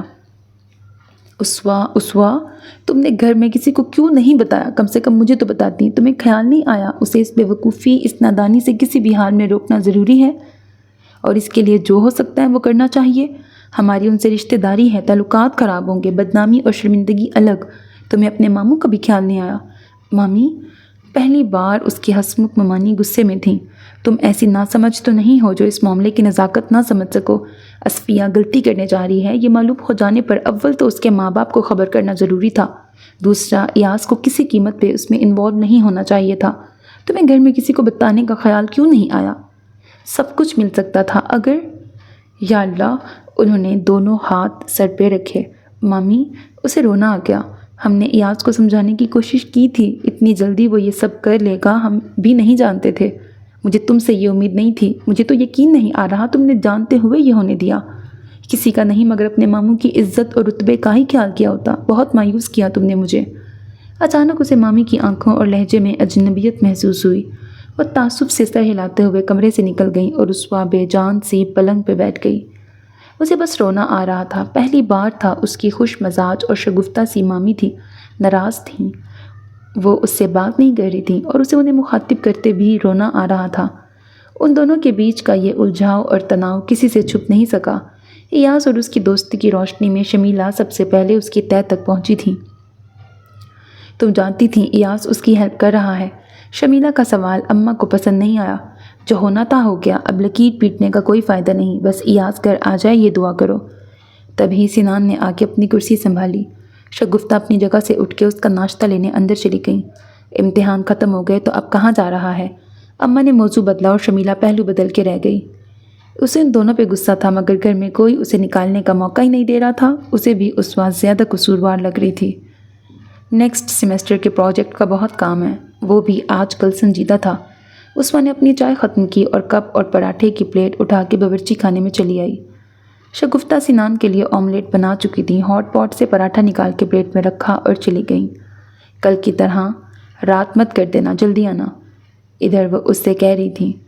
کلاسز نہیں ہیں تو کینٹین بھی بند ہوگی، ٹفن دے دوں؟ نہیں، کالج کے باہر سٹالز ہیں کافی۔ اس کے اندر کبھی کبھی سر ابھارتا بدگمانی کا بچھو آج ڈنک مار ہی گیا۔ سنان کو بھی تو علم تھا۔ دل میں آئے اس خیال کے بعد وہ دھواں اٹھا کے سارے منظر سیاہ ہوتے چلے گئے۔ ایک سی خطا پر سزا بس ایک کو، اور اس کی وجہ؟ اندر جو اسوا گئی تھی وہ باورچی خانے سے باہر نہیں آئی۔ جلتی پر تیل ڈالنے والا کام دونوں بڑی ممانیوں نے اپنا فرض سمجھ کر کیا۔ انہیں ہمیشہ سے شگفتہ کی خوش مزاجی دکھاوا لگتی تھی اور اسوا اور ان کا رشتہ دنیا کی واہ واہ سمیٹنے والا فریب۔ ساس نے بھی نواسی کے ساتھ ان کے پاس نہ رہنے کی وجہ ساری دنیا کو بتا رکھی تھی۔ شگفتہ کی تعریف نہ کرتے ہوئے بھی وہ اس طرح ان کے نمبر بڑھاتی تھیں۔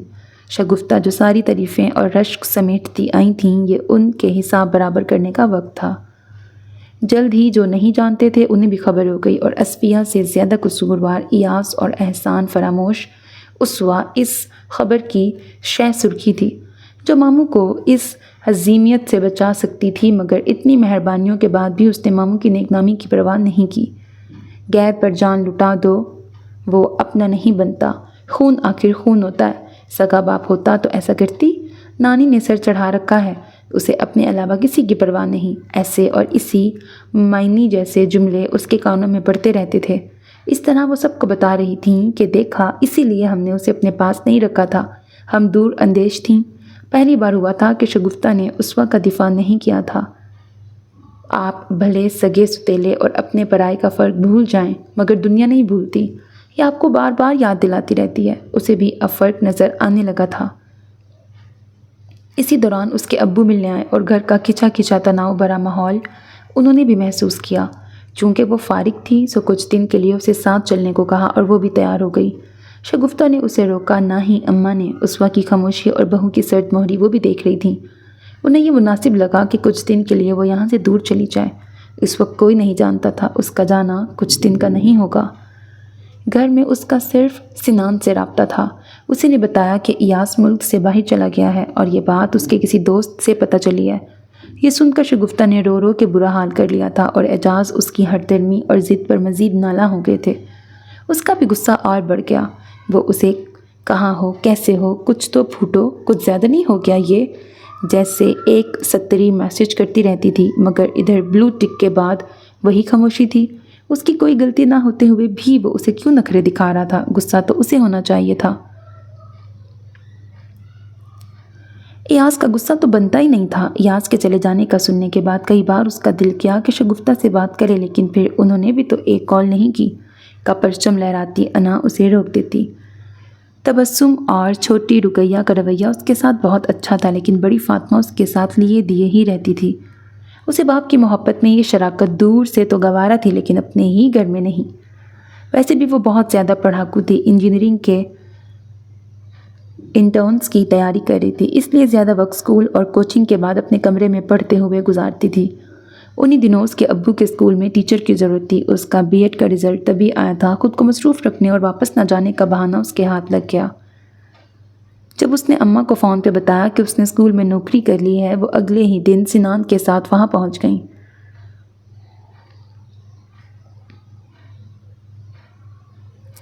سوت نا کپاس جو لاہے سے گتھم لٹھا، پتہ نہیں کیا لکھا ہوا ہے۔ انہیں شگفتہ اور اس کی اتنی طویل سرد جنگ سمجھ میں نہیں آ رہی تھی۔ ان کے مطابق دونوں خواہ اینٹ رہی تھیں۔ تو کس لیے یہاں آن پڑی ہے؟ تجھے کیا ضرورت ہے نوکری کی؟ تو کچھ دن رہنے کے لیے آئی تھی، ہمیشہ کے لیے نہیں۔ ابھی بیگ باندھ اور چل میرے ساتھ۔ میں یہاں کسی وجہ سے یا ناراضگی سے نہیں ہوں اماں۔ بی ایڈ اسی لیے تو کیا تھا کہ مجھے ٹیچر بننا تھا۔ نوکریاں اتنی آسانی سے نہیں ملتی، قسمت سے یہاں موقع ملا ہے تو کچھ دن کرنے دیں، جب مناسب ہوگا یہاں سے ٹرانسفر کروا لوں گی۔ انہیں مطمئن کرنا بہت ضروری تھا۔ کچھ اس کے ابو نے سمجھایا اور کچھ اس نے کوشش کی۔ بالآخر وہ مان گئی، مگر سنان بہلنے والا نہیں تھا۔ تم مامی سے زیادہ ناراض ہو یا ایاز سے؟ مامی سے کیوں ناراض ہوں گی میں؟ ناراض تو وہ مجھ سے ہیں۔ اور کیا ایاز پہ مجھے غصہ نہیں ہونا چاہیے؟ کتنے میسج کیے میں نے اسے، دیکھ لیتا ہے مگر جواب تک نہیں دیتا، وہ گدھا۔ سنان نے اسے نہیں بتایا تھا کہ وہ اس سے رابطے میں ہے۔ یہ بات اس کا دل توڑ دیتی۔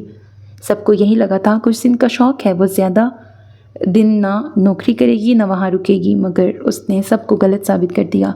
چند ماہ ہی ہوئے تھے کہ اس کے ابو کی طبیعت بگڑ گئی۔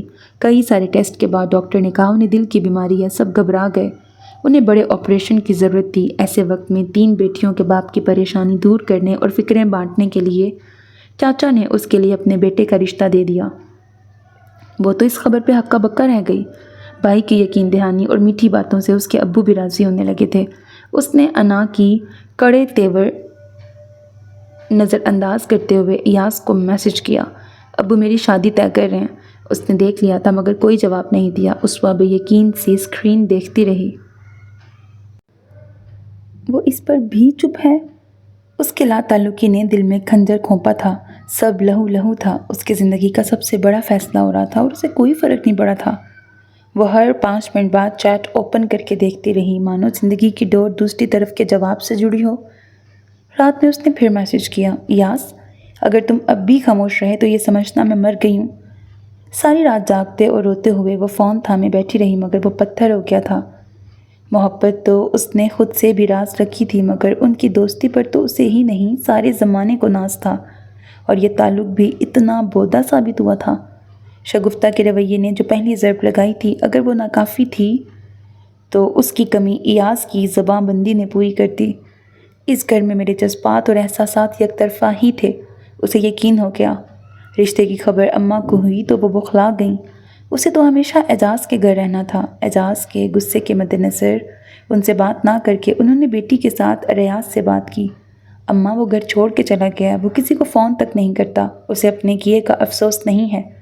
اس نے جو کیا سو کیا، مگر اس کے بعد گھر اور پھر ملک چھوڑنا اور رابطہ نہ رکھنا بہت غیر ذمہ دارانہ رویہ ہے۔ اعجاز بھائی اس کی صورت نہیں دیکھنا چاہتے۔ اس معاملے نے اس کا ضدی اور من مرضی کرنے والا مزاج بھی واضح کر دیا ہے۔ پہلے میرے دل میں بھی یہی خیال تھا کہ اسوا وہاں بہت اچھی طرح سیٹل ہے تو اعجاز بھائی اسے اپنی بہو بنا لیں گے۔ آپ کی بھی یہ خواہش ہوگی، مگر اب اپنی صحت اور ایاز کو دیکھتے ہوئے مجھے اس خیال پہ قائم رہنا فضول لگ رہا ہے۔ آپ سب کی نیت اور محبت پہ مجھے شک نہیں، مگر اس کا واحد سگا رشتہ میں ہوں، اور اپنی زندگی میں اس کی شادی اور محفوظ مستقبل کا انتظام کرنا میری ذمہ داری ہے۔ میری آنکھ بند ہونے کے بعد کیا ہوگا میں نہیں جانتا۔ یہ دنیا ہے، یہاں پلک جھپکتے ہی سب کچھ بدل جاتا ہے۔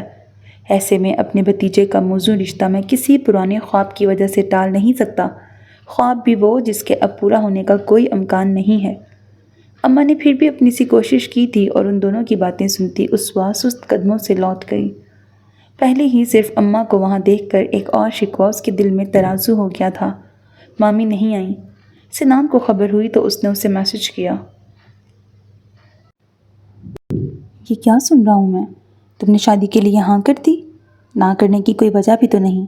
اور سنان کو ایاز پہ بہت غصہ آیا۔ اس نے اسے میسج کیا، اسوا کی شادی کی ڈیٹ فکس ہو گئی ہے، مجھے وہاں کی کسی خبر میں کوئی دلچسپی نہیں۔ اس کے جواب نے سنان کو آگ ہی لگا دی۔ اس نے کئی ماہ تک پھر اسے کوئی میسج نہیں کیا۔ ریاض کے آپریشن سے پہلے اس کا نکاح ہو گیا، رخصتی ان کے ٹھیک ہونے کے بعد تھی۔ اعجاز اور شگفتہ نے مہمانوں کی طرح شرکت کی۔ اماں سارا وقت آنکھیں صاف کرتی رہیں۔ کیا سے کیا ہو گیا تھا جو کبھی سوچا بھی نہ تھا، وہ سب دیکھنا پڑ رہا تھا۔ ایک لاؤبالی لڑکے کی نادانی نے سب بکھیر دیا تھا۔ اسوا کو کچھ محسوس نہیں ہو رہا تھا، وہ کسی روبوٹ کی طرح احکام بجا لانے کا کام کر رہی تھی۔ اسے یقین تھا ساری زندگی اب اسی برف کی سلک کو ڈھونا ہے۔ سنان نے اسے دلہا دلہن کی تصویر ضرور بھیجی تھی۔ آپریشن کی نوبت ہی نہیں آئی، اس سے پہلے ہی ریاض کو قضا نے آن دبوچا۔ 2 دن پہلے خوشی میں شرکت کرنے والے واپس ایک ماتم میں شریک ہونے لوٹے تھے۔ اس کی صورت دیکھ کر شگفتہ کے اندر اس کا سارا درد اپنے اندر اتار لینے کی خواہش ابھری تھی۔ اماں اور اعجاز سے گلے مل کے پھوٹ پھوٹ کے رونے والی اسوا جب ان کے سر پہ ہاتھ رکھتے ہی بازو میں بیٹھی تبسم کے سینے میں سر چھپا کے رونے لگی تو شگفتہ کے اندر جنگل کی آگ کی طرح حسرت پھیل گئی۔ اس کے سر سے ہاتھ سمیٹتے ہوئے شگفتہ کا دل بھی سکڑا تھا۔ یہاں ایک ہی میت کا سوگ نہیں تھا، اتنی تیزی سے حالات اور تعلقات کی ایکویشن بدلی تھی کہ سبھی حیران تھے۔ دونوں گھروں میں اداسی کا ڈیرا تھا۔ اماں اس کے پاس رکی تھیں، ایک طوفان آ کے گزر گیا اور اس کے بعد سب کو سگا ستیلا نظر آنے لگا۔ اس کا کیا سوچا ہے؟ کمرے سے باہر نکل کر جاتے ہوئے تبسم کی بڑی بہن کی آواز نے اس کے قدم روک لیے۔ کس کا؟ اسوا کا کہہ رہی ہیں؟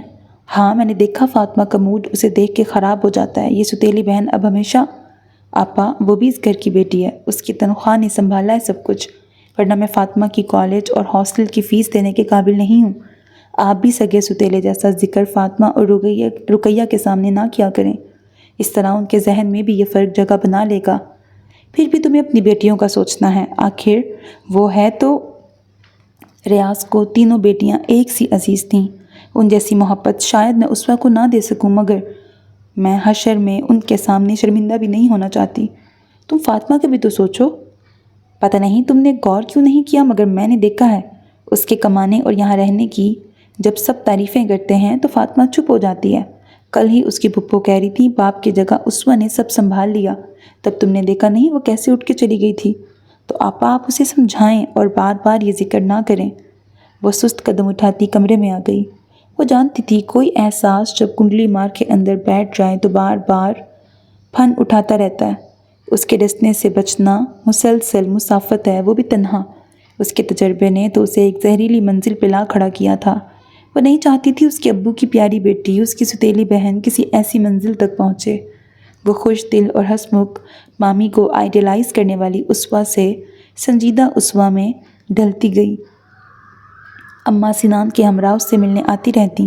شگفتہ اسے فون کرتیں تو آپ کیسی ہیں کے بعد اس کے پاس صرف ان کی باتوں کے جواب ہوتے تھے۔ وہ اپنی شاپنگ اور دوسرے معاملات کی تصاویر واٹس ایپ کرتیں تو وہ ہارٹ والا ریاکٹ کر دیتی۔ ایاز کے بعد وہاں بھی سب بدل گیا تھا۔ اس حادثے نے شمیلہ اور گھر والوں کے تعلقات میں بھی دراڑ ڈال دی تھی۔ وہ اور حسان حیدرآباد چلے گئے تھے۔ ان کا 2 سال کا بیٹا تھا۔ سنان برسر روزگار ہو گیا تھا، اعجاز ریٹائر ہو گئے تھے۔ اس دوران خاص موقعوں پر وہ تبسم کے ساتھ کچھ گھنٹوں کے لیے آئی تھی۔ سنان کا کئی بار دل کرتا کہ وہ اسے بتائے کہ ایاز کہاں ہے، کیا کر رہا ہے، مگر وہ جانتا تھا وہ اسے چھوڑ کر بھائی کو سب خبر کرتا ہے۔ یہ بات تابوت میں آخری کیل ثابت ہوگی۔ ویسے وہ اسے بہت باتیں نہیں کرتا تھا، کہاں ہے، کس کمپنی میں اور کس پوسٹ پر ہے، اتنا ہی اسے بتاتا تھا۔ اس کا پتہ اسے بھی نہیں معلوم تھا۔ اسوا کے متعلق پوچھتے ہوئے وہ جھجک رہا تھا اور اب تک کسی نے اس کا تذکرہ بھی نہیں کیا تھا۔ جب اس نے اپنی غلطیوں کا اعتراف کرتے ہوئے ہاتھ جوڑ کے معافی مانگی تو اعجاز نے ایک عمر کے تجربے اور مشاہدے سے سیکھے سبق پہ عمل کیا۔ صبح کا بھولا شام کو گھر لوٹتا تو ہے، مگر کہانی یہاں ختم نہیں ہوتی۔ خوشگوار اختتام اسی وقت ہوتا ہے جب ماضی فراموش کر کے اسے کھلے دل سے اپنایا جائے۔ جوانی کے جوش میں غلطیاں سب سے ہوتی ہیں، تمہیں احساس ہو گیا ہے اتنا کافی ہے، کسی معافی تلافی اور وہی سب دہرانے کی ضرورت نہیں ہے۔ تمہارے بعد اس گھر میں اداسی کا ڈیرا تھا، اور 3 سال کم نہیں ہوتے۔ پچھلی باتیں یاد کریں گے تو پھر دکھی ہوگا۔ اب اس گھر میں اب صرف کہے اور مسکراہٹیں ہونی چاہیے۔ لیکن نسواں کے بنا تو یہ گھر ادھورا تھا۔ اس کی غیر موجودگی میں سارے کہے اور مسکراہٹیں بھیگی تھیں۔ یہ اس کی ایسی خطا تھی جس کے سجدہ سہو کا وقت گزر چکا تھا۔ سنان نے کئی بار اسے میسج لکھا مگر بھیج نہ سکا۔ وہ چاہتا تھا وہ دونوں ہی اپنا معاملہ نپٹیں،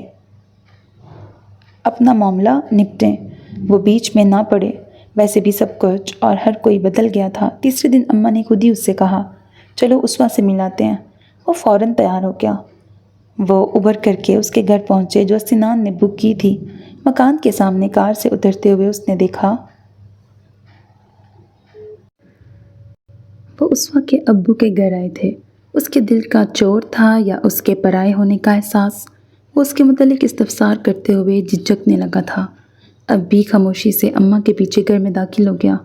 تبسم انہیں دیکھ کے حیران ہوئی۔ ایاز کے آنے کی خبر کسی کو نہیں تھی۔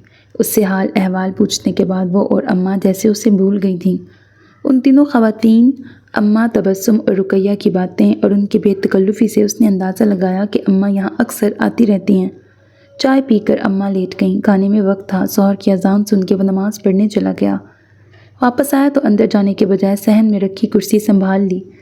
شاید کھانے کے بعد یا شام میں اسوا کی طرف جائیں گے۔ ہو سکتا ہے وہ خود یہاں ملنے آ جائے۔ کیا تمہارے ساتھ ہونے کی خبر سننے کے بعد بھی وہ آئے گی؟ خود سے سوال جواب کرتے ہوئے وہ فون گیلری میں پرانی تصویریں دیکھنے لگا۔ اب پتہ نہیں کتنی چینج ہو گئی ہوگی۔ وہ اداس مسکراہٹ کے ساتھ سوچ رہا تھا۔ حسان کی شادی کی تصویر میں اصفیہ اور شمیلہ کے ساتھ اسے دیکھ کر اس کی مسکراہٹ معدوم ہو گئی۔ گدھے ہو تم پورے، اس کے الفاظ کان میں گونجے تھے۔ یہ الفاظ جیسے پیش گوئی تھے، وقت سے پہلے اسے آگاہ کرنے کی کوشش۔ بس وہ مجھے معاف کر دے۔ اس کی طرح اپنے ہاتھوں سے دل کھنڈر کرنے والی مثال شاید ہی دنیا میں کہیں ملے۔ بربادیوں کے بعد اب اسے سکون کی تلاش تھی جو اسوا ہی اسے دے سکتی تھی۔ آہٹ پر اس نے سر اٹھایا۔ اسوا اندر آنے کے بعد دروازہ بند کر رہی تھی۔ وہ پلٹی اور ایاز حیرت کے سمندر میں غوطے کھانے لگا۔ کاٹن کے شلوار سوٹ میں سر پہ جمع دوپٹہ دروازہ بند کرتے ہوئے سر سے ڈھلک گیا تھا۔ ہیئر بینڈ اور شانوں پر جھولتے بالوں کی جگہ سیدھی مانگ پشت پر بندھے بال کا اشارہ تھی۔ پیروں میں 1.5 انچ ہیل والی چپلیں، کلائی پہ بندھی نازک سی گھڑی، اس کی مخصوص رنگ سے خالی انگوٹھا اور شانے پر ہینڈ بیگ سنبھالے تھکی تھکی سی وہ وہی تھی، مگر اس اسوا سے قطعی مختلف جسے وہ چھوڑ گیا تھا۔ 3 سال پہلے والے حلیے اور اس وقت میں مماثلت صرف آنکھوں پہ چڑھا چشمہ تھا۔ اس نے 2 قدم اٹھائے اور سامنے ایاز کو دیکھ کر اس بری طرح ٹھٹکی کہ بے اختیار سینے پہ ہاتھ رکھا۔ اس کے حلیے پہ ششتر ایاز کو اندازہ نہیں تھا۔ وہ بھی پہلے والا کھلنڈر اور لاؤ بالی لڑکا نہیں رہا تھا۔ دونوں سمت گریز و اعتراض کا رنگ چڑھا کر دنیا سے چھپائے اور فاصلوں نے شعلوں کی طرح بڑکائے۔ گویائی سے محروم انکہے جذبات تھے جو اس طرح مچلے تھے گویا ضدی بچے کے سامنے پسندیدہ کھلونا آ گیا ہو، مگر وقت نے ان بڑوں کے پیروں میں مصلحت اور مجبوری کی بیڑیاں ڈال رکھی تھیں۔ ان کے درمیان حائل دوری کے تارے عنکبوت نے ان دیکھی دیوار بن دی تھی۔ بے یقینی اور حیرت کا جھٹکا دونوں طرف ایک سی شدت سے لگا تھا۔ وہ دونوں بیک وقت 3 سال قبل والے ایاز اور اسوا بھی تھے اور بظاہر بالکل مختلف بھی۔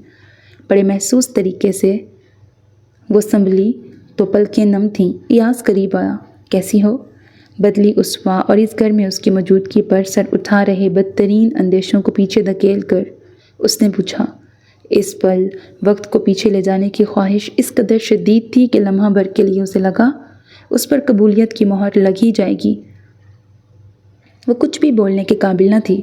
اس کے ارد گرد گزرے ماہوں سال اور اس کے جانے سے پہلے کا وقت اور سارے منظر جھکڑ کی طرح گھوم رہے تھے۔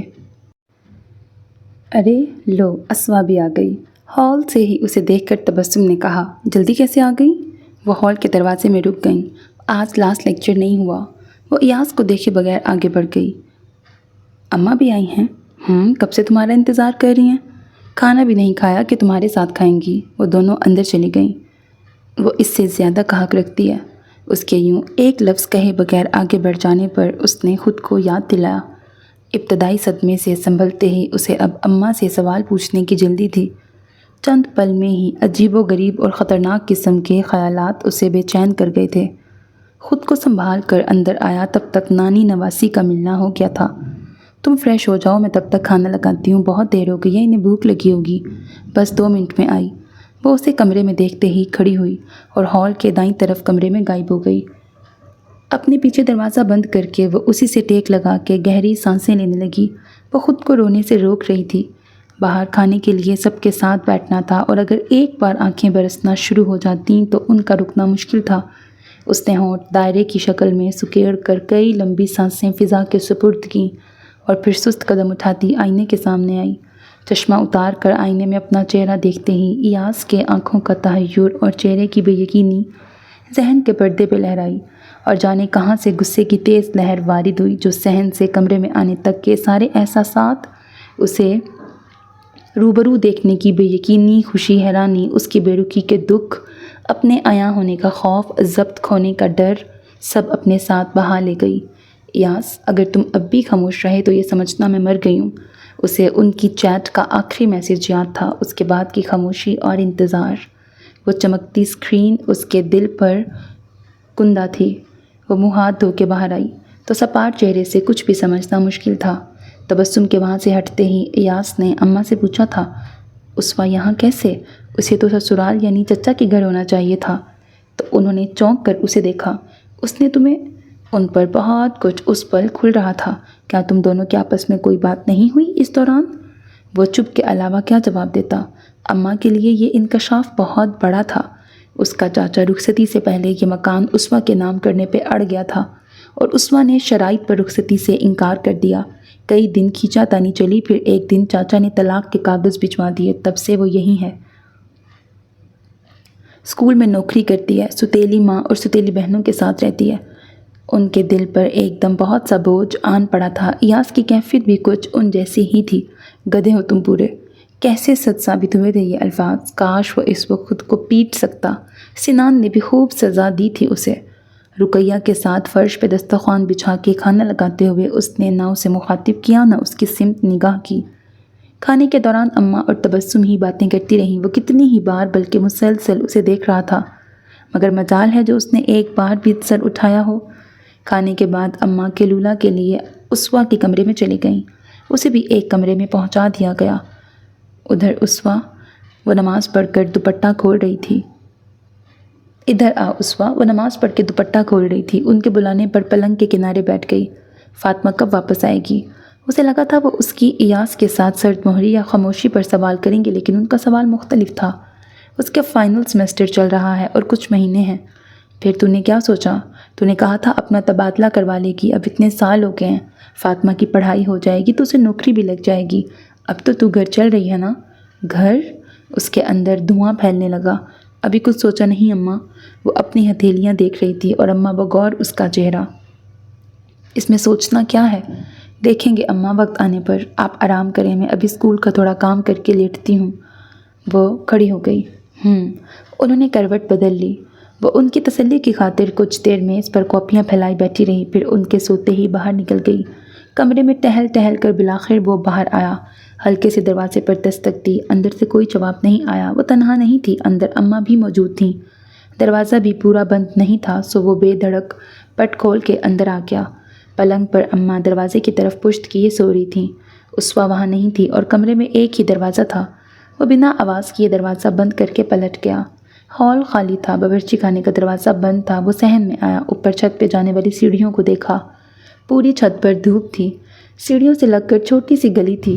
وہ دبے قدم تنگ سی گلی سے گزر کر پیچھے آیا۔ کچے صحن میں سبزیاں اور دیگر پودے لگے تھے۔ پلاسٹک کے بڑے سے پانی کے ٹینک کے پاس وہ ہاتھ باندھ کے کھڑی تھی۔ وہ آگے بڑھا اور اسے بھی کسی اور کی موجودگی کا احساس ہوا۔ وہ چہرے پہ ہاتھ پھیر کر پلٹی۔ یاس اس کے سامنے پہنچ گیا تھا۔ پہلی بار اسے سمجھ میں نہیں آیا اسوا سے کیا کہے۔ وہ اس کے بازو سے گزر کر جانے لگی تھی کہ اس نے سامنے آ کر اس کا راستہ روکا۔ مجھے علم نہیں تھا کہ تمہاری شادی۔ باقی ان 3 سالوں کی ہر بات کا علم تھا، اس نے تیکھے انداز میں پوچھا۔ نہیں، لیکن یہ تم نے جاتے وقت واضح کر دیا تھا کہ تمہارے لیے اپنی فیلنگز اور وعدے کے علاوہ دوسرا کچھ اہم نہیں ہے، اور مجھے اس سچائی کے ساتھ جینے کی پکی عادت ہو گئی ہے، اس لیے خود کو ان فارمیلٹیز کے تکلف اور تکلیف سے بچائے رکھو۔ وہ آگے بڑھ گئی۔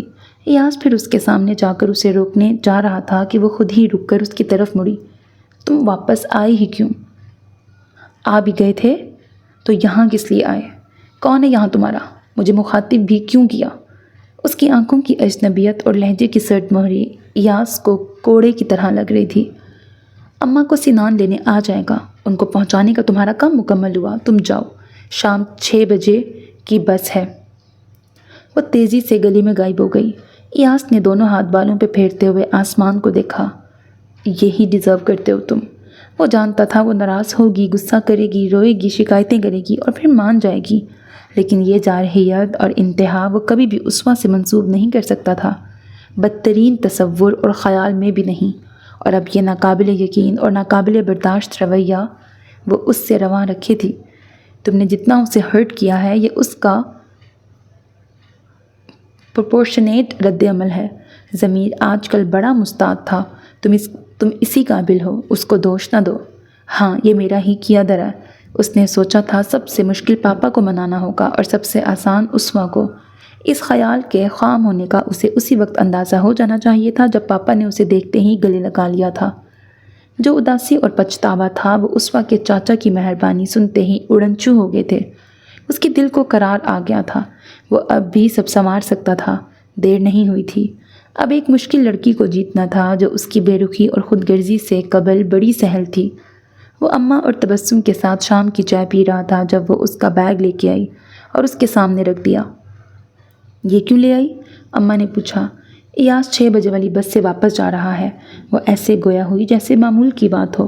شکر تھا کہ وہ چائے کا گھونٹ حلق سے نیچے اتار چکا تھا، ورنہ اس افتاد پر اچھا خاصا سین ہو جانا تھا۔ ہیں کیوں؟ اسے ضروری کام ہے، آپ رہیں ابھی، سنان لینے آ جائے گا ہمیشہ کی طرح۔ اسوا عام سے انداز میں کہہ رہی تھی، مگر وہ بھول گئی تھی وہ دونوں یہاں تک اس حال کو اماں کے سامنے ہی پہنچے ہیں۔ ارے ایسے کیسے؟ تبسم نے کہا۔ رہو، ابھی پہلی بار آئے ہو ہمارے گھر، چھٹیاں گزارنے آئے ہو تو پھر ضروری کام کیسا؟ اور اب تو فون اور زوم پر سب ہو جاتا ہے۔ اماں باری باری دونوں کو دیکھ رہی تھیں۔ اسوا کافی ٹیبل پہ پھیلی بسکٹ، کیک اور نمکین کی چھوٹی پلیٹیں اور چمچے سستی سے ٹرے میں رکھ رہی تھی۔ میں تمہارے ساتھ ہی واپس جاؤں گی، اگر ابھی جانا ضروری ہے تو چلو، انہوں نے کپ پیش میں رکھتے ہوئے کہا۔ اماں، اسوا کا لہجہ شکایتی تھا، آپ کا کون سا ضروری کام ہے؟ میں فون پہ بات کر لیتا ہوں، اماں سے پہلے ایاس نے کہا۔ ہم سب ساتھ ہی واپس جائیں گے۔ اس نے اسوا کو دیکھا جو اماں کو دیکھ رہی تھی۔ وہ شکن زدہ پیشانی لیے ٹرے اٹھا کے باورچی خانے میں چلی گئی۔ یہ ٹھیک ہے، فون پہ بات کر لو، تبسم نے تائید کی۔ باہر بیٹھتے ہیں تبسم، اندر بڑی گھبراہٹ ہو رہی ہے۔ اماں کھڑی ہوں۔ وہ دونوں صحن میں چلی گئیں۔ ایاس فون کرنے کے بہانے وہیں بیٹھا رہا کہ وہ پھر ہال میں آئے گی، لیکن وہ نہیں آئی۔ اماں کی گھبراہٹ معمولی نہیں تھی۔ پیٹ درد سے شروع ہو کے مغرب کے بعد ان کی طبیعت اس قدر بگڑی کہ سب کے ہاتھ پیر پھول گئے۔ ایاس انہیں فوراً ہسپتال لے گیا۔ ان کا بی پی خطرناک حد تک بڑھ گیا تھا۔ اس نے گھر فون کیا اور اعجاز اور شگفتہ فوراً ادھر کے لیے نکل گئے۔ ان کا ارادہ انہیں کار سے اسی وقت شہر کے ہسپتال لے جانے کا تھا۔ وہ دل کی مریضہ تھیں۔ بی پی نارمل ہونے پر انہوں نے گھر جانے کی ضد شروع کر دی۔ چونکہ اعجاز سے اس کی بات ہو گئی تھی اس لیے وہ انہیں لے کے گھر آ گیا۔ آپ کیوں آ گئیں؟ ڈاکٹر نے چھٹی کیسے دے دی؟ اسے بھی ان کی کیفیت کا علم تھا۔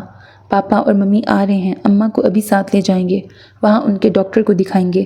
انہیں سہارے سے پلنگ پہ لٹاتے ہوئے ایاس نے جواب دیا۔ سب کو کیوں پریشان کر دیا بیٹا؟ ندی ناؤ کا سنیوگ ہے اب تو یہ زندگی۔ وہ نڈھال تھیں۔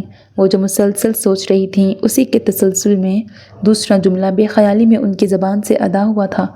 اب آپ فضول باتیں نہ کریں، اس نے ناراضگی سے کہا۔ ایاس پلنگ سے دور ہوا تو وہ ان کے قریب بیٹھی۔ تبھی تبسم پانی کا جگ لیے اندر آئیں۔ یہاں گرمی ہوگی، میرے کمرے میں آ جائیں، وہاں آرام کریں، ادھر کولر ہے، اس سے پہلے کھانا کھا لیں۔ ممی پاپا آ رہے ہیں، ابھی انہیں ان کے فزیشین کو دکھانا ضروری ہے، ایاز نے کہا۔ اچھا، تبسم کو معاملے کی سنگینی کا احساس ہوا۔ اسوا جو ان کے ہاتھ سہلا رہی تھی اسے رونا آ گیا۔ اس نے جھٹ آنکھیں رگڑیں۔ انجیکشن کے زیر اثر اماں پر غنود کی طاری ہو رہی تھی۔ تبسم ایاز کو لے کے باہر چلی گئیں۔ وہ وہیں تھی۔ اماں کی بند آنکھیں دیکھ کر سمجھنا مشکل تھا کہ وہ سو گئی ہیں یا یوں ہی آنکھیں بند کیے لیٹی ہیں۔ تبسم اور ایاز ہال میں بیٹھے اعجاز اور شگفتہ کا انتظار کر رہے تھے۔ رقیہ سو گئی تھی۔ انہوں نے آنکھ کھولی۔ اسوا سر جھکائے ان کا ہاتھ اپنے ہاتھوں میں لیے بیٹھی تھی۔ اسوا، ان کی آواز کمزور اور دھیمی تھی۔ وہ دل و جان سے ان کی طرف متوجہ ہوئی۔ 3 سال سے دیکھ رہی ہوں تجھے۔ نہ آئے کی خوشی ہے، نہ گئے کا غم ہے۔ باپ کے جانے کا صدمہ، یتیمی کا دکھ اپنی جگہ، پھر بھی تو نے یہاں رہنے کا فیصلہ کیوں کیا مجھے سمجھ میں نہیں آتا۔ اماں، اس نے انہیں مزید بات کرنے سے روکنا چاہا۔ انہوں نے سر ہلا کے جیسے اسے روکنے سے روکا۔ میں اپنی آنکھوں کے سامنے تجھے تیرے گھر کا ہوتے دیکھنا چاہتی ہوں۔ تجھے اس حال میں چھوڑ کے مر گئی تو میری روح کو۔ اماں، ہاتھوں میں جکڑا ان کا ہاتھ لبوں سے لگا کے وہ پھوٹ پھوٹ کے رو دی۔ ایک بار پھر اس کی شادی اور بیماری ساتھ ساتھ تھے۔ میری بات سے انکار مت کرنا۔ انہوں نے دوسرا کپکپاتا ہاتھ اس کے گال پہ رکھا۔ اس کی آواز تیز ہوئی اور ایاز گھبرا کے اندر آیا۔ پل بھر کو اس کا دل تھم گیا تھا۔ کیا ہوا؟ اس نے روتی اسوا سے پوچھا، لیکن وہ سن کہاں رہی تھی۔ اعجاز آیا؟ بس پہنچتے ہوں گے۔ اس نے پھر سکتی اسوا کو دیکھا۔ ارے تم رو کیوں رہی ہو بیٹا؟ تبسم نے قریب آ کے اس کے سر پہ ہاتھ رکھا۔ اس طرح اماں زیادہ پریشان ہوں گی، حوصلہ رکھو۔ اسوا نے سر ہلا کر دوپٹے سے آنکھیں اور چہرہ خشک کیا۔ تبھی بیرونی دروازے پر ہوئی بے تاب سی دستک نے سب کو اپنی سمت متوجہ کیا۔ میں دیکھتی ہوں۔ تبسم کمرے سے باہر گئیں۔ ایاز بھی ان سے پیچھے تھا۔ اسوا اپنی جگہ سے اٹھ کھڑی ہوئی۔ وہ مسلسل اماں کی صحت اور زندگی کی دعا کر رہی تھی۔ چند پل بعد ہی اعجاز اور شگفتہ کمرے میں موجود تھے۔ وہ کار سے آئے تھے، فوراً انہیں لے کے واپس جانا تھا، مگر اماں کچھ اور ہی طے کیے تھیں۔ یہاں میری طبیعت خراب ہونا اور ایاز کا آنا یوں ہی نہیں ہے۔ اماں، یہ باتوں کا وقت نہیں ہے، پہلے ڈاکٹر سے مل لیں، پھر گھر پہ سکون سے بات کریں گے۔ اعجاز نے ماں کو روکا۔ اب عمر اتنی ہو گئی ہے کہ کسی بھی وقت میری آنکھوں سے نیل ڈھلنے کا وقت آ جائے گا۔ اماں، سارے حاضرین نے گھبرا کر احتجاج بلند کیا۔ میری بات سن لو پہلے۔ میں اپنی آنکھوں کے سامنے ایاز اور اسوا کی شادی دیکھنا چاہتی ہوں۔ کمرے میں جیسے سب کو سانپ سونگھ گیا۔ انشاءاللہ اماں، وہ بھی ضرور دیکھیں گی آپ، لیکن فی الحال ہاسپٹل جانا ضروری ہے۔ اعجاز ہی سب سے پہلے اس بے موقع فرمائش کے جھٹکے سے سنبھلے۔ اب مجھے بھروسہ نہیں بیٹا، اگلا دن بھی میں دیکھ سکوں گی یا نہیں؟ وہ حد درجے مایوس اور دل برداشتہ تھیں۔ اماں، شگفتہ پلنگ کے کنارے ٹک گئیں۔ آپ جیسا چاہتی ہیں ویسا ہی ہوگا۔ اماں پہ نظر ٹکائے کھڑی اسوا کے دل میں دبا پرانا درد اچھل کر اوپر آیا۔ ہوگا نہیں، ابھی اسی وقت کر دو۔ وہ رونے لگیں۔ سب گڑبڑا کے انہیں دیکھنے لگے۔ اماں، پہلے میرے ساتھ ڈاکٹر کے پاس چلیں، اس کے بعد گھر جا کے طے کرتے ہیں۔ کیا طے کرنا ہے؟ یہاں سب موجود ہیں، ایاز، اسوا اور ان کے سرپرست بھی۔ انہوں نے دور کھڑی تبسم کو دیکھا۔ تمہیں کوئی اعتراض ہے تبسم؟ یہاں موجود لوگوں میں اسوا پر سب سے آخری حق میرا ہے۔ اسوا اور آپ سب کے فیصلے پر مجھے کیا اعتراض ہوگا؟ انہوں نے اسوا کو دیکھا جو اب سر جھکائے کھڑی تھی۔ تم دونوں کی مرضی ہے اب کہ انہوں نے بیٹا بہو سے پوچھا۔ اماں، بات اعتراض اور مرضی کی نہیں ہے، آپ جو چاہتی ہیں وہی ہوگا، مگر پہلے کوئی اگر مگر نہیں، پہلے نکاح کر دو، پھر جہاں چاہتے ہو لے جاؤ۔ ان کا انداز ضدی اور حتمی تھا۔ اعجاز نے بے بسی سے بیٹے کو دیکھا، پھر اسوا کو۔ میرا فون دو ذرا۔ وہ اٹھنے کی کوشش کرنے لگیں۔ میں برہان اور فرحت کو ہی قاضی کے ساتھ بلاتی ہوں۔ انہوں نے اسوا کی پھپھو اور ریاض کے کزن کا نام لیا جو اسی شہر میں رہتے تھے۔ آپ لیٹی رہیں۔ اعجاز نے انہیں اٹھنے سے روکا۔ تم دونوں نکاح کے لیے راضی ہو؟ انہوں نے پہلے اسوا اور پھر ایاز کو دیکھا۔ شگفتہ اسوا کے قریب آئیں۔ ہم سب کی یہ خواہش نئی نہیں ہے۔ ایاز کی بے وقوفی نے دیر کر دی، ورنہ تم کب کی اپنے گھر میں ہوتی۔ فکرے کے درمیان میں اسوا نے سر اٹھا کے انہیں دیکھا۔ شگفتہ نے اس کے سر پہ ہاتھ رکھا۔ گزرے وقتوں میں کچھ پچھتاوے، افسوس اور سلجھی گتھیاں ایاز کا نہیں اس کا بھی حاصل تھے۔ وہ رونے لگی۔ شگفتہ اور وہ ایک ساتھ آگے آ کر ایک دوسرے سے لپٹ گئیں۔ ساری عمر کی حسرت، اس آغوش کی تمنا جو اس کے دل کا داغ بن گئی تھی، بس ایک قدم کی محتاج تھی۔ ایک قدم نہ اٹھانے کی خطا عمر بھر کی محرومی کی وجہ تھی۔ اسے بڑی دیر سے اور بے وقت یہ بات سمجھ میں آئی تھی۔ دونوں رو رہی تھیں کہ بن باز دونوں نے کاٹا تھا۔ تم میرے ساتھ آؤ۔ اعجاز نے ان دونوں کو دیکھا اور پھر ایاز سے کہا، آپ جیسا کہہ رہی ہیں وہی کرتے ہیں۔ وہ ماں کو تسلی دے کے کھڑے ہوئے۔ پھر وہ دونوں سے قبول ہے کہلوا کے ہی وہاں سے روانہ ہوئیں۔ اسوا بھی رو دھو کر ان کے ساتھ تھی۔ وہ سیدھے ہسپتال پہنچے جہاں سونوگرافی کے بعد ان کے پتے میں پتھری تشخیص ہونے کے بعد فوری آپریشن کرنا پڑا کہ پتا پھٹنے کا خدشہ تھا۔ وہ ضد کر کے رات بھر اماں کے ساتھ ٹھہری تھی۔ صبح تبسم اس کا بیگ لے کے آئیں، تب شگفتہ نے اسے زبردستی ایاز کے ساتھ گھر بھیجا۔ اس کی بائک پر کبھی نہ بیٹھنے والی آج منہ بند کیے اس کے پیچھے بیٹھی تھی۔ شگفتہ نے گھر فون کر دیا تھا۔ سنان گیٹ کھولے ان کا منتظر تھا۔ ایک دن میں رونما ہوئے اتنے بڑے بڑے واقعات پر اس کے اندر 4 سال پہلے والا سنان جاگ گیا تھا، مگر ان دونوں کی سنجیدہ شکلیں دیکھ کر زبان روکنی پڑی۔ اماں کے ساتھ آنے کی ذمہ داری تمہاری تھی نا؟ اسوا نے بائک سے اترتے ہوئے اسے کھا جانے والے انداز میں گھورا۔ ہاں مگر وہ اس کا جواب سنے بنا اندر چلی گئی۔ اتنی بڑی بات کیوں چھپائی مجھ سے؟ یاس بھی کڑے تیوروں کے ساتھ اس کی طرف بڑھا۔ لوگو، ادھار تمہارے ایک دوسرے کی طرف نکلتے ہیں، آپس میں لڑو، مجھے بخشو۔ اس نے ہاتھ جوڑے۔ وہ سیدھا اپنے کمرے میں آئی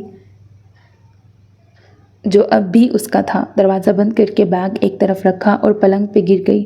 گھر میں وہ تینوں ہی تھے۔ اسے پتہ تھا ایاز ضرور ادھر آئے گا۔ کچھ دیر بعد ہی دروازے پہ دستک ہوئی۔ اسوا، اس نے تکیہ کانوں پہ رکھ لیا۔ کچھ دیر کوشش کرنے کے بعد وہ چلا گیا۔ تکیہ ہٹا کر وہ چھت کو تکنے لگی۔ اسے بہت اور بے انتہا غصہ آ رہا تھا۔ ایسا لگ رہا تھا تھالی میں سجا کے اسے ایاز کو پیش کر دیا گیا ہے۔ اسے اپنی بے عزتی محسوس ہو رہی تھی۔ بے بسی پر دل خون ہو رہا تھا۔ اماں نے یوں گھیرا تھا کہ کوئی اور راستہ نہیں تھا۔ ان کے آپریشن کی خبر کے ساتھ سب کو ایاز کی واپسی اور ان کے نکاح کا بھی علم ہو گیا اور لوگوں کا تانتا بند گیا۔ شمیلہ اور حسان بھی بیٹے کے ساتھ پہنچ گئے تھے۔ اماں کے مطابق وہ نئی دلہن تھی، سو اسے ہسپتال جانے اور وہاں رکنے کی اجازت نہیں تھی۔ شگفتہ ہی ان کے پاس تھیں۔ سنان، ایاز دونوں اس کے آگے پیچھے پھرتے، مگر اس کے تیور نہایت خطرناک تھے۔ وہ اب بھی اس کے پیچھے باورچی خانے میں آیا تو وہ زمانے بھر کی سختی شکل پہ لیے اس کے سمت مڑی۔ تم نے پھر مجھ سے بات کرنے کی کوشش کی تو میں واپس چلی جاؤں گی۔ اس نے انگلی سے ناک پہ چشمہ پیچھے کرتے ہوئے سرد لہجے میں کہا۔ اسوا، ایک بار میری۔ سنان، اس نے ہاتھ میں پکڑا ٹفن سلیب پہ پٹکا۔ تم ہی ٹفن بھر کے لے جاؤ، میں واپس اپنے گھر جا رہی ہوں۔ وہ دروازے کی سمت بڑھی اور ایاز نے آگے آ کے راستہ روکا۔ اوکے اوکے، اس نے ہاتھ اٹھا کے گویا ہتھیار ڈالے۔ تم رکو، میں جا رہا ہوں۔ وہ شعلہ بار نگاہوں سے اسے گھور رہی تھی۔ وہ باہر نکل گیا۔ فی الحال اماں سے ہی بات کرنی چاہیے، وہ ہسپتال جاتے ہوئے سوچ رہا تھا۔ اماں ہسپتال سے گھر آئیں تو اب انہیں رخصتی کی جلدی تھی۔ آ تو گئی ہے اسوا یہاں، اب کون سی رخصتی؟ سنان نے پوچھا۔ جتنی جلدی انہوں نے نکاح کی مچائی تھی، ولیمہ اور رخصتی بھی اسی رفتار سے مکمل ہوئے۔ کب تک ناراض رہو گی، یہی بتا دو۔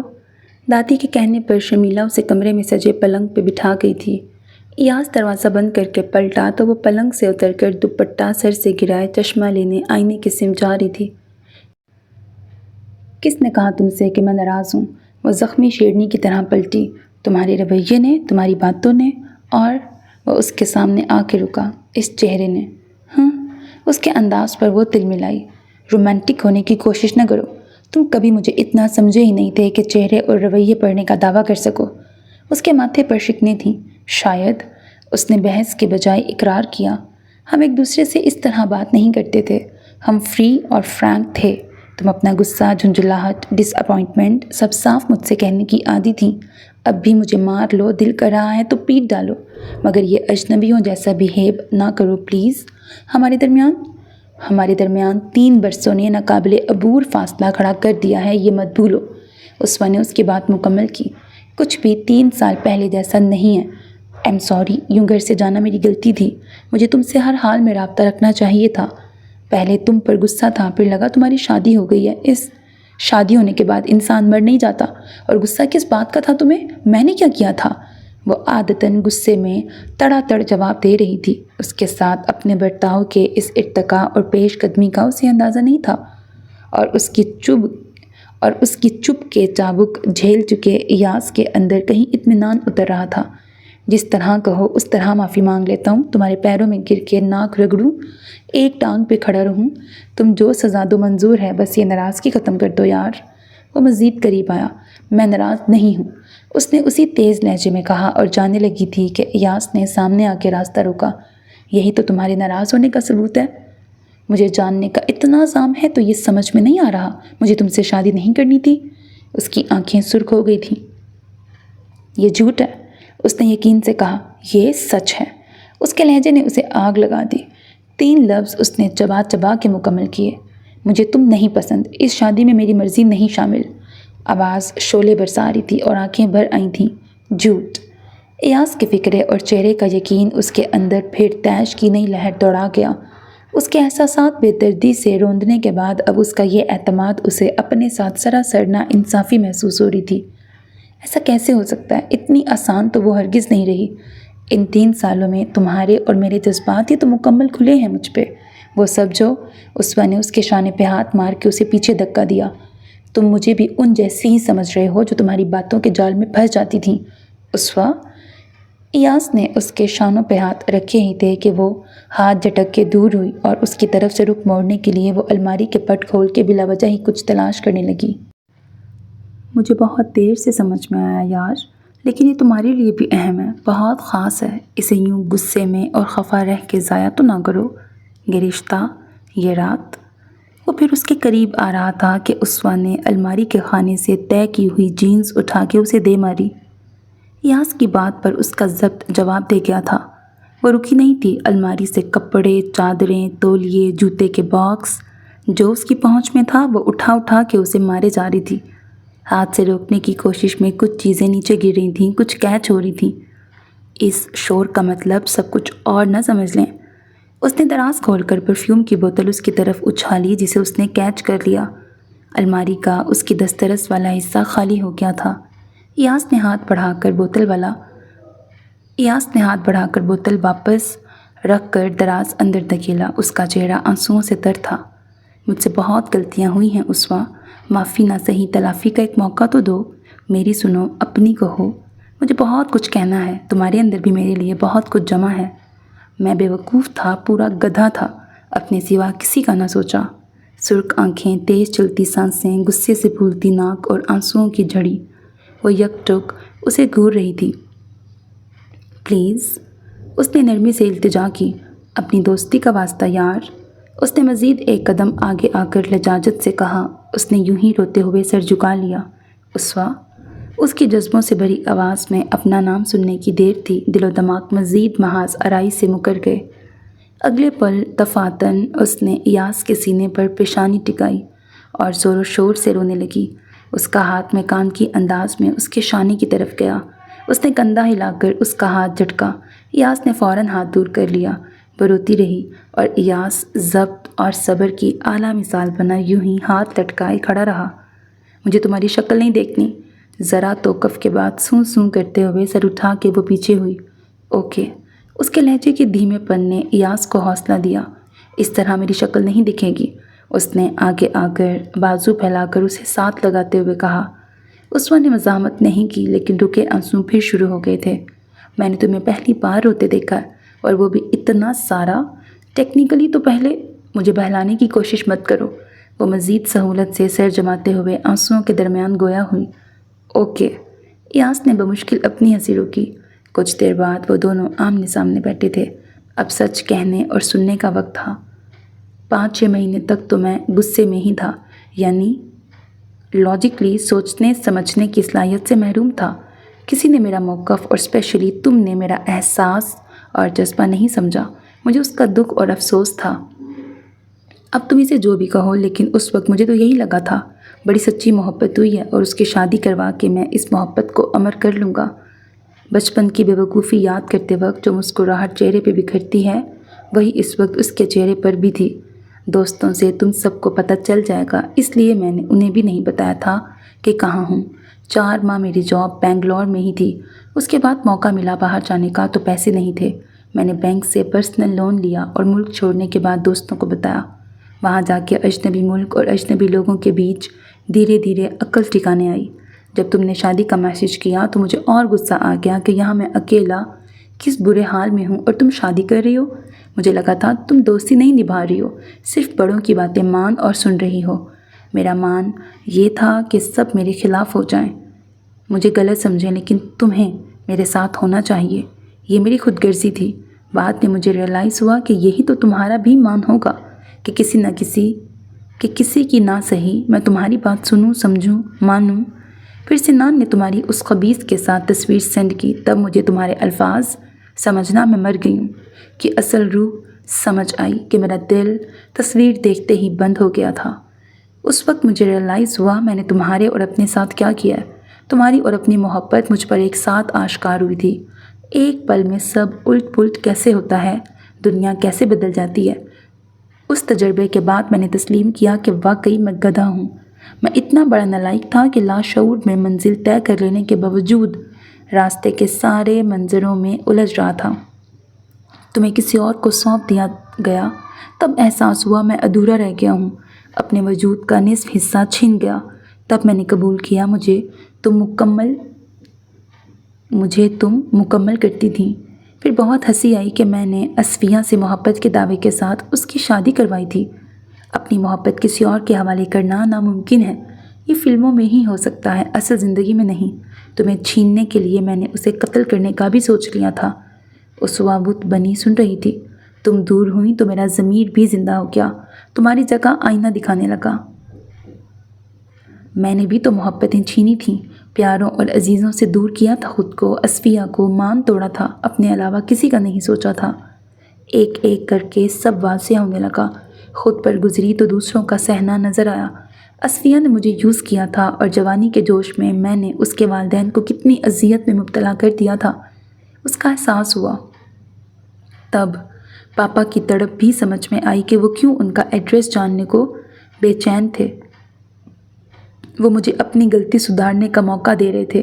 मैं उनकी बात मानकर सब ठीक कर सकता था, मगर मुझ पर मोहब्बत निभाने का भूत सवार था। मैं फ़ौरन वापस आ जाता, लेकिन मुझ में हौसला नहीं था तुम्हें किसी और के साथ देखने का। मुझे डर था जज्बात में फिर कोई बेवकूफ़ी कर बैठूंगा। एक बार फिर पापा, मम्मी और सबको शर्मिंदा करने का ख्याल मुझे रोक रहा था। ज़िंदगी इतनी मुश्किल और भारी भी हो जाएगी कभी नहीं सोचा था। तुम अब मेरी नहीं, ये ख़याल ज़िंदगी को बेरंग कर गया था। और मम्मी, पापा, अम्मा, सिनान, हसान भाई सबके चेहरे वापस बुला रहे थे। वो शिकस्त खुर्दा, उदास, मायूस, दुखी, इयास बर्दाश्त नहीं कर सकते थे। पहले ही उन्हें इतना बड़ा दाग दिया था, मज़ीद एक और ज़ख्म की वजह नहीं बन सकता था। ख़ुद को संभालने और तुम्हें किसी और के साथ देखने की हिम्मत जमा करने में इतना वक्त लग गया। मैंने दिल को फिर उस वक्त धड़कते सुना जब अम्मा ने कहा तुम्हारी रुखसती हुई ही नहीं थी। सब ने जाने अनजाने खूब बदला लिया मुझसे। वैसे तुम क्यों यहाँ वापस नहीं आई? इसकी वजह का बीज तुम्हारे जाने से बहुत पहले मेरे अंदर जड़ पकड़ गया था। ये एतराफ़ और इकरार की रात थी। तुमने जो किया उसका दुख और गुस्सा था। फिर जब मामी ने कहा मैंने उन्हें क्यों नहीं बताया, उन्हें मुझसे ऐसी उम्मीद नहीं थी, मुझे घर में ये बात बता देनी चाहिए थी। तब भी मेरे दिल में ऐसा कोई ख्याल नहीं आया। मगर जब सिनान के साथ उनका नॉर्मल रवैया देखा तो मुझे लगा हमारा कसूर एक सा है, फिर सलूक अलग अलग क्यों? यही फ़र्क मेरी कम ज़र्फ़ी ने ताक लिया। मामी से दोस्ती और मोहब्बत के बावजूद मुझे हमेशा एक कमी खुलती थी। वो तुम सब की तरह मुझे गले क्यों नहीं लगाती, मेरी पेशानी पे बोसा क्यों नहीं देती? मैं सारी उम्र इन ख्यालों को नज़रअंदाज करती रही। ये हसरत बन गए और फिर आखिर में कमीनेपन पे उतर आए। मामी के सर्द रवैये ने मुझे बहुत दुखी किया। अब्बू के साथ जाते हुए भी मेरा इरादा नहीं था कि हमेशा के लिए वहीं रह जाऊंगी। जब जॉब की ऑफ़र मिली तो सोचा यही तो मेरा घर है, यही तो मेरा सगा रिश्ता है, मुझे यहीं रहना चाहिए। मामी की तरफ से खामोशी पर भी मैं दिल बर्दाश्ता थी। मैं अंदर कहीं मुंतज़िर थी वो फ़ोन करेंगी, अब आ जाओ उसवा, और मैं दौड़ पड़ूंगी। फिर अना बीच में आ गई। उसके बाद सब इतना जल्दी जल्दी हुआ कि सोचने समझने का वक्त नहीं था। शादी की बात पर तुमने मैसेज का कोई जवाब नहीं दिया और मैंने सोचा तुम्हें परवाह नहीं, تو وہ چاچا کا بیٹا ہو یا کوئی اور، کیا فرق پڑتا ہے؟ مجھے احساس سے آری ایک لاش بن کر ہی باقی زندگی گزارنی ہے، تو پھر ابو کی خواہش کیوں نہ پوری کر دوں؟ وہ دور ایسا تھا کہ مجھے کچھ فیل نہیں ہوتا تھا، مجھے کسی کی پرواہ تھی، نہ اپنا احساس تھا۔ ابو کی وفات نے میرے منجمد جذبات پگھلا دیے تھے، ورنہ جانے کیا ہوتا۔ اس کے بعد کا وقت حقیقتوں سے آشنائی کا تھا۔ میں نے جذباتی اور نوخیز احساسات کی عمر پار کر کے سمجھدار اور ذمہ دار لڑکی تک کا سفر طے کیا، دنیا کو الگ نظروں سے دیکھا، رشتوں پر غور کیا، کتابی باتوں اور آئیڈیلائز کرنے والے فلسفوں کی اینک اتار کر حقیقت کے عدسے سے دیکھنا شروع کیا، جس کا نچوڑ یہ ہے کہ ہم اپنی بے شمار کمیوں اور خامیوں کے ساتھ دوسروں سے ہر معاملے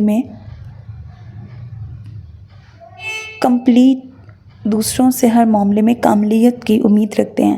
اپنے اندر جھانکنے کے بجائے ان کی ذرا سی لرزش، غلطی پر انہیں کینسل کرنے میں دیر نہیں کرتے۔ میں تبسم آنٹی کو اب تک بھی امی کہہ کے نہیں پکار پاتی ہوں، جھجک ہے، عجیب لگتا ہے، لیکن اگر اماں نے مجھے وہیں رہنے دیا ہوتا تو میں بچپن سے امی لفظ سے مایوس ہوتی، میں ایک نارمل فیملی میں پلی بڑھی ہوتی۔ ابو انصاف پسند تھے، وہ اپنے گھر اور رشتوں کو بیلنس کرنا، سنبھالنا جانتے تھے۔ تبسم آنٹی بھی اچھی فطرت کی مالک ہیں، ان جیسے لوگ دنیا میں کم ہیں، مگر ہیں، اس بات پہ کوئی یقین کرنے کو تیار نہیں ہوتا۔ اماں نے بھی میری بھلائی کی خاطر شک اور احتیاط کو ڈھال بنا لیا تھا۔ یہاں بھی مامی کے ساتھ اماں کا رویہ ایسا ہی تھا۔ اماں کے بے انتہا محتاط اور مشکوک رویے نے تبسم آنٹی اور مامی کو بھی میرے معاملے میں محتاط اور ایک مخصوص فاصلہ رکھنے پر مجبور کیا۔ انہیں کسی پہ اعتبار نہیں تھا، وہ سب کے برتاؤ اور عمل کو سگا ستیلا کی اینک سے ہی دیکھتی تھیں، اور پھر اسے انصاف، ناانصافی، بوجھ، فرض، دل سے، زبردستی سے جیسے کئی پلڑوں میں تولتی تھیں، اور ان کے حساب کے بعد منفی پلڑا ہمیشہ جھکا ہی رہتا تھا۔ آنٹی اور مامی نے ہمیں وقت ترازو میں تلنے سے بچنے کی خاطر پھونک پھونک کے قدم اٹھایا۔ اماں یہ سب میری محبت میں کرتی تھیں، اور وہ دونوں کسی بھی الزام سے بچنے کے لیے، تینوں تمام تر نیک نیتی کے باوجود، یہ نہیں جان پائیں کہ ان کے رویوں نے خلوص اور محبت کے باوجود مجھے تشنا رکھا۔ دنیا میں فیری ٹیلز جیسی ظالم ستیلی مائیں اور بہنیں بہت ہیں، یوسف علیہ السلام کے بھائیوں جیسے خود غرض، حاسد اور سفید خون والے رشتوں کی بھی کمی نہیں، مگر اسی دنیا میں تبسم آنٹی اور مامی بھی موجود ہیں، اور یہ دنیا انہیں قبول کرنے، سراہنے کی بجائے انہیں تنگ رسی پہ چلنے کے لیے مجبور کر دیتی ہے۔ اور پھر یہاں میرے جیسے ناشکرے احسان فراموش بھی ہیں، جو میسر پر شکر کرنے کی بجائے ذرا سی کمی کو دل سے لگا لیتے ہیں۔ وہ واقعی سمجھدار ہو گئی تھی، دنیا کے لیے میں قابل رشک زندگی جی رہی تھی۔ ماموں کے گھر میں پوری شان اور استحقاق کے ساتھ رہتی تھی، مامی سے دوستی تھی، اپنی مرضی سے تعلیم حاصل کر رہی تھی، دوسری شادی اور بچوں کے بعد بھی باپ کافل نہ تھا، اسی لیے کوئی میرے اندر جھانکتا نہیں تھا۔ اگر اماں، تبسم آنٹی، ابو اور مامی کو کچھ وقت اور موقع دیتیں، پرکھتیں، پھر فیصلہ کرتیں، تو وہ زیادہ مناسب فیصلے ہو سکتے تھے۔ سب میری بھلائی چاہتے تھے، پھر بھی ان کی کوششوں نے میرے اندر چھوٹے چھوٹے خلا چھوڑ دیے۔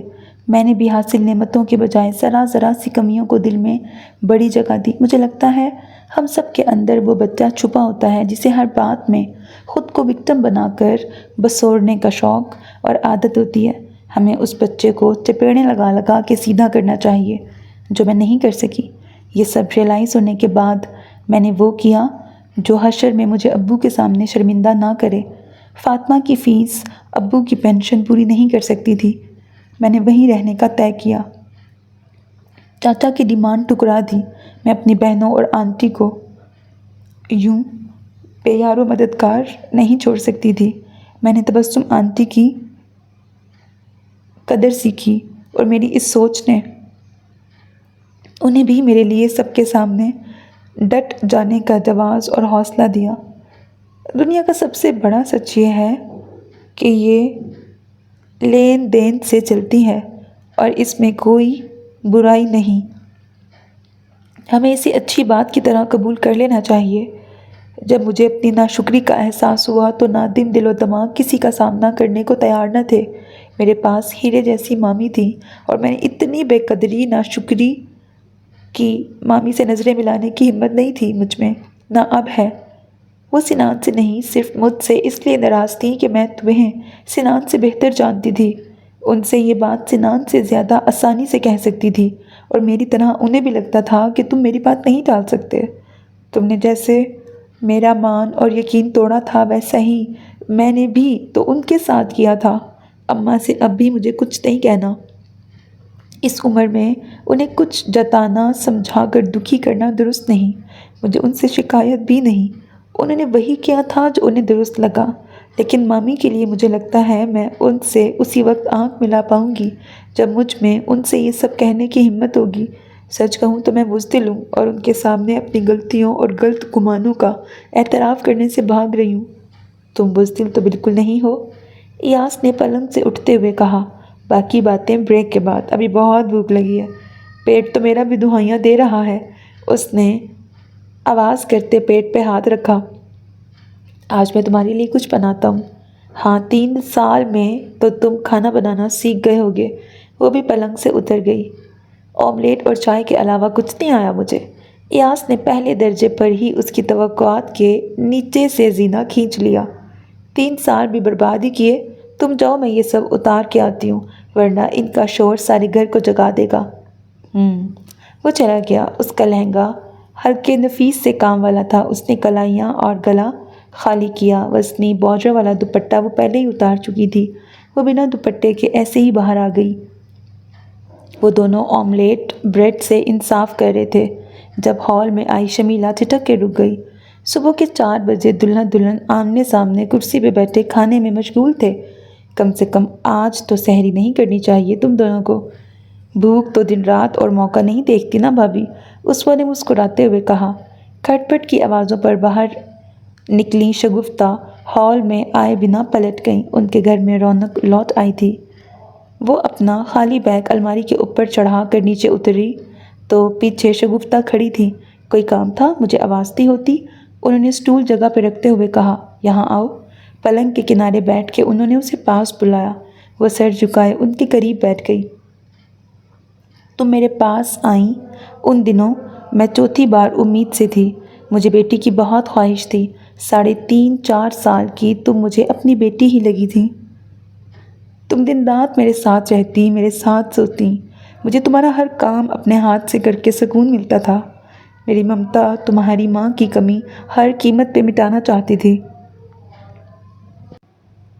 وہ بنا تمہید اس انوکھی بات پر حیرت سے انہیں دیکھ رہی تھی۔ پھر ایک دن میں نے تمہاری پھپھو اور اماں کی بات سن لی۔ انہیں اب بھی وہ جملے لفظ پہ لفظ یاد تھے۔ اماں، کل کو اس کی اپنی بیٹی ہو جائے گی تو وہ اسوا کو منہ بھی نہیں لگائے گی، اور اس بچی پر اس طرح جھڑکنے کا کیا اثر ہوگا؟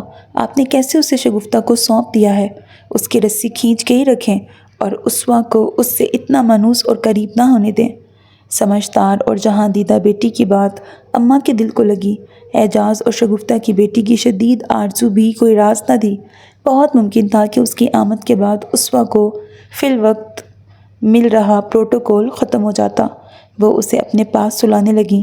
شگفتہ ہی اسے کھانا کھلاتی، نہلاتی، تیار کرتی، مگر اب اماں ان کے سر پر بطور نگراں اور مالک موجود ہوتیں۔ ان کی باتیں اور یہ نگرانی شگفتہ کا دل برا کر گئی تھی۔ پھر قسمت نے ان سے بیٹی جنم دینے کا سکھ بھی چھین لیا۔ 5ویں ماہ میں ان کا مس کیریج ہو گیا۔ انہیں لگا نند اور ساس کی خواہش پوری ہو گئی ہے۔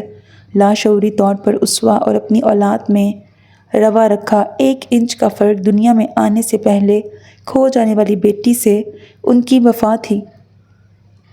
نیک نیت اور خلوص رکھنے والی عورت کو چند الفاظ بڑا گہرا زخم دے گئے تھے، اور انجانے میں قائم ہوا ان کے مابین کا یہ 1 انچ کا فاصلہ اسوا کی زندگی کا لامتناہی صحرا بن گیا تھا۔ اللہ جانتا ہے میں نے کبھی تمہیں اس سے کم نہیں رکھا، مگر اس کے ساتھ ایک سچ یہ بھی ہے کہ بیٹی کا چھن جانا اور اماں کی بات بھی کبھی میرے دل سے نہیں نکلی، اور یہ خلش کب میرے عمل میں داخل ہوئی مجھے پتہ ہی نہیں چلا۔ وہ رونے لگی۔ جس نے تمہیں بھی مامی، وہ ان کے گلے میں باہیں ڈال کے رو پڑی۔ جب سے ایاس نے انہیں اسوا کا حال دل سنایا تھا وہ بے چین تھیں۔ انہیں اندازہ ہی نہیں تھا ان کے 1 इंच के फासले ने उसे कितना दूर कर दिया था। काश वो सास की दीगर बातों की तरह ये बात भी दरगुजर कर देती, लेकिन औरत का दिल ऐसा ही है, कोई मामूली बात भी गहरी चोट देकर दिल में बैठ जाए तो फिर अक्लमंद और समझदार औरत भी मंतक भूल जाती है। उन्होंने उसे खुद से अलग करके उसका माथा चूमा। मुझे इयास ने बताया, तुम मुझसे खफा मत होना, हम दोनों को यूं देखना उसके लिए बड़ा मुश्किल है। अब सारी फजूल सोचें जहन से निकाल दो। जब रियाज भाई ने तुम्हारे रिश्ते की बात की तो मैंने एजाज से कहा ये कैसे हो सकता है, उसवा हमारी बेटी है, मगर वो इयास से हर दर्जे मुतनफ़र थे। उन्होंने कहा उस नालायक के लिए वो तुम्हारी ज़िंदगी बर्बाद नहीं कर सकते। क्या भरोसा कल को वो बाहर शादी भी कर ले। घर छोड़ने के बाद उससे किसी भी हद तक जाने और कुछ भी कर गुजरने की तवक्को थी उन्हें। वो उसकी वजह से फिर सबके सामने शर्मिंदा नहीं होना चाहते थे। तब मैंने अल्लाह से मांगना शुरू किया। मैं जानती थी तुम्हें यहीं रहना है, तुम्हें इयास से मोहब्बत है, और अल्लाह ने मेरी सुन ली। उन्होंने मुस्कुराते हुए उसके आंसू साफ़ किए। तभी कब से दरवाजे पे खड़े इयास और सिनान ने अंदर झांका। तुम क्या कंसुइयाँ ले रहे हो? उन्होंने डपट के पूछा। कंसुइयाँ नहीं मम्मी, मैं इयास से कह रहा था इस लव स्टोरी के मेन कैरेक्टर आप और उसवा हैं। इयास तो है ही नहीं इसमें। है तो ये विलन है हमारी लव स्टोरी का, उसवा ने बसोरते हुए कहा। उसे नोटिस पीरियड तक स्कूल में नौकरी जारी रखनी थी। वो मुकम्मल होने के बाद इयास और वो एक साथ शारजा जाने वाले थे। वो फ़ौरन नौकरी छोड़कर वापस नहीं आ सकता था, लेकिन जल्द ही उसका वापस लौटने का इरादा था। वो वीकेंड पर आती थी, फिर 5 दिन के लिए वापस वहीं। उसे वहाँ के अखराजात की फ़िक्र थी, मगर तबस्सुम ने उसे यकीन दिलाया था कि सब मैनेज हो जाएगा। वैसे भी फ़ातिमा की पढ़ाई मुकम्मल हो गई थी, अभी भी वो सुबह जाने की तैयारी कर रही थी। तुम्हें पता है असफिया पिछले 2 महीनों से अपने पेरेंट्स के घर है। उसने कनखियों से इयास को देखा। क्यों? उसने लैपटॉप से पल भर को नज़र हटा के पूछा। बड़ी दिलचस्पी है तुम्हें अब भी उसमें? वो जैसे इस जवाब और फिर उसकी दुर्गत के लिए तैयार थी। कमर पे हाथ रख के पलटी। इतने दिन से मैके में है तो ज़रूर कोई अनबन होगी, क्यों ना उनकी सुलह करा दी जाए। आखिर मेरा कराया रिश्ता ना टूटे, ये भी मुझे ही देखना होगा ना। उसने ज़माने भर की समझदारी चेहरे पे सजाई। तुम्हारी टांगें ना तोड़ दूँ, उसने दांत पीसते हुए कहा। अब तो ये भी नहीं कह सकती। उसकी आवाज़ में अफसोस था। क्यों? तुम मजाजी खुदा जो हो गए हो। वो वापस अलमारी की सिमत मुड़ गई। अगर तुम अमल से तौबा कर लो तो कहकर दिल हल्का करने की इजाज़त है। वो हातिम ताई बना। रहने दो। कहते कहते दिल तौबा से मुकर गया तो ये भी है। वैसे तुम क्या कर रही हो वहाँ? यहाँ आओ। मेरा मोहब्बत का सफ़रनामा और हिजर की दास्तान तो तुमने मुकम्मल सुनी ही नहीं। वो अलमारी खोले जाने क्या कर रही थी। इसमें क्या है? उसने अलमारी से बैग पैक निकालते हुए पूछा। इयास फ़ौरन लैपटॉप एक तरफ रख के खड़ा हुआ, मगर तब तक वो बैग खोल चुकी थी। अंदर झांकने के बाद उसने फटी आंखों के साथ वो पलंग पे उलट दिया। अनवाओ इकसाम के ढेरों हेयर बैंड्स और रिंग्स बिस्तर पे बिखर गईं। जहाँ भी नज़र आते थे मैं खुद को ख़रीदने से रोक नहीं पाता था। वो मस्कीनियत चेहरे पर सजा के मिनमिनाया। उसवा ने उसकी हालत देखते हुए खुद को रोका, लेकिन फिर बेसाख्ता हंसी छूट गई। इतनी हंसी किस बात पे आ रही है तुझे? अम्मा दरवाजे में नमूदार हुई, उनके पीछे शगुफ्ता भी। 3 साल शारजा में इयास ने ये जमा किया है। उसने हंसी रोक कर बिस्तर की सिमत इशारा किया। उन्होंने करीब आकर देखा और फिर उसे मलामती नज़रों से घूरा, जबकि शगुफ्ता हैरत से कभी बिस्तर और कभी बेटे को देख रही थी। तुम्हें मेरे हाथ के सोने के कंगन याद नहीं आए इयास? उन्होंने लहजे में मसनूई दर्द समोया। इयास बेबसी से माँ को बख्श दें वाली नज़रों से देख रहा था। वो भी असवद के साथ, वो भी उसवा के साथ हंसने लगी। बोया न जोता, अल्लाह ने दिया पोता। तुझे बैठे बिठाए मिल गया है तो उसका शुक्र अदा कर। अम्मा तो हमेशा से टीम इयास थी। और नहीं तो क्या अम्मा? वो दादी के करीब आया। ठीक है, फिर कल से मैं कॉलेज वाले हुलिये में वापस आ जाती हूँ। नहीं, अम्मा ने डपट के कहा। बिल्कुल, शगुफ्ता ने सर हिला के उकसाया। उसवा ने उसे देख कर सवालिया अबरू उचकाए। मैं अपनी राय इन मोअज़्ज़िज़ ख़वातीन के सामने नहीं दे सकता, उसने मौदबाना तरीके से कहा। साफ कहो कमरे से निकलें, हम चले। आए अम्मा। शगुफ्ता सास का हाथ थाम कर दरवाजे की तरफ बढ़ी। अरे नहीं मामी, रुकें तो। अम्मा सुने तो। उसवा मुस्कुराते इयास को घूर कर उनके पीछे लपकी। ख़त्म शुद। So मेरे अजीज़ listeners, this was the end of the novel दूरियां नज़दीकियाँ. Hope that you like it. अपना बहुत ख्याल रखिएगा नेक तमन्नाओं के साथ. अल्लाह हाफिज़. And don't forget to subscribe to my channel because that's how you can encourage me and that's the only kind of support and encouragement which I want from all of you. Allah Hafiz.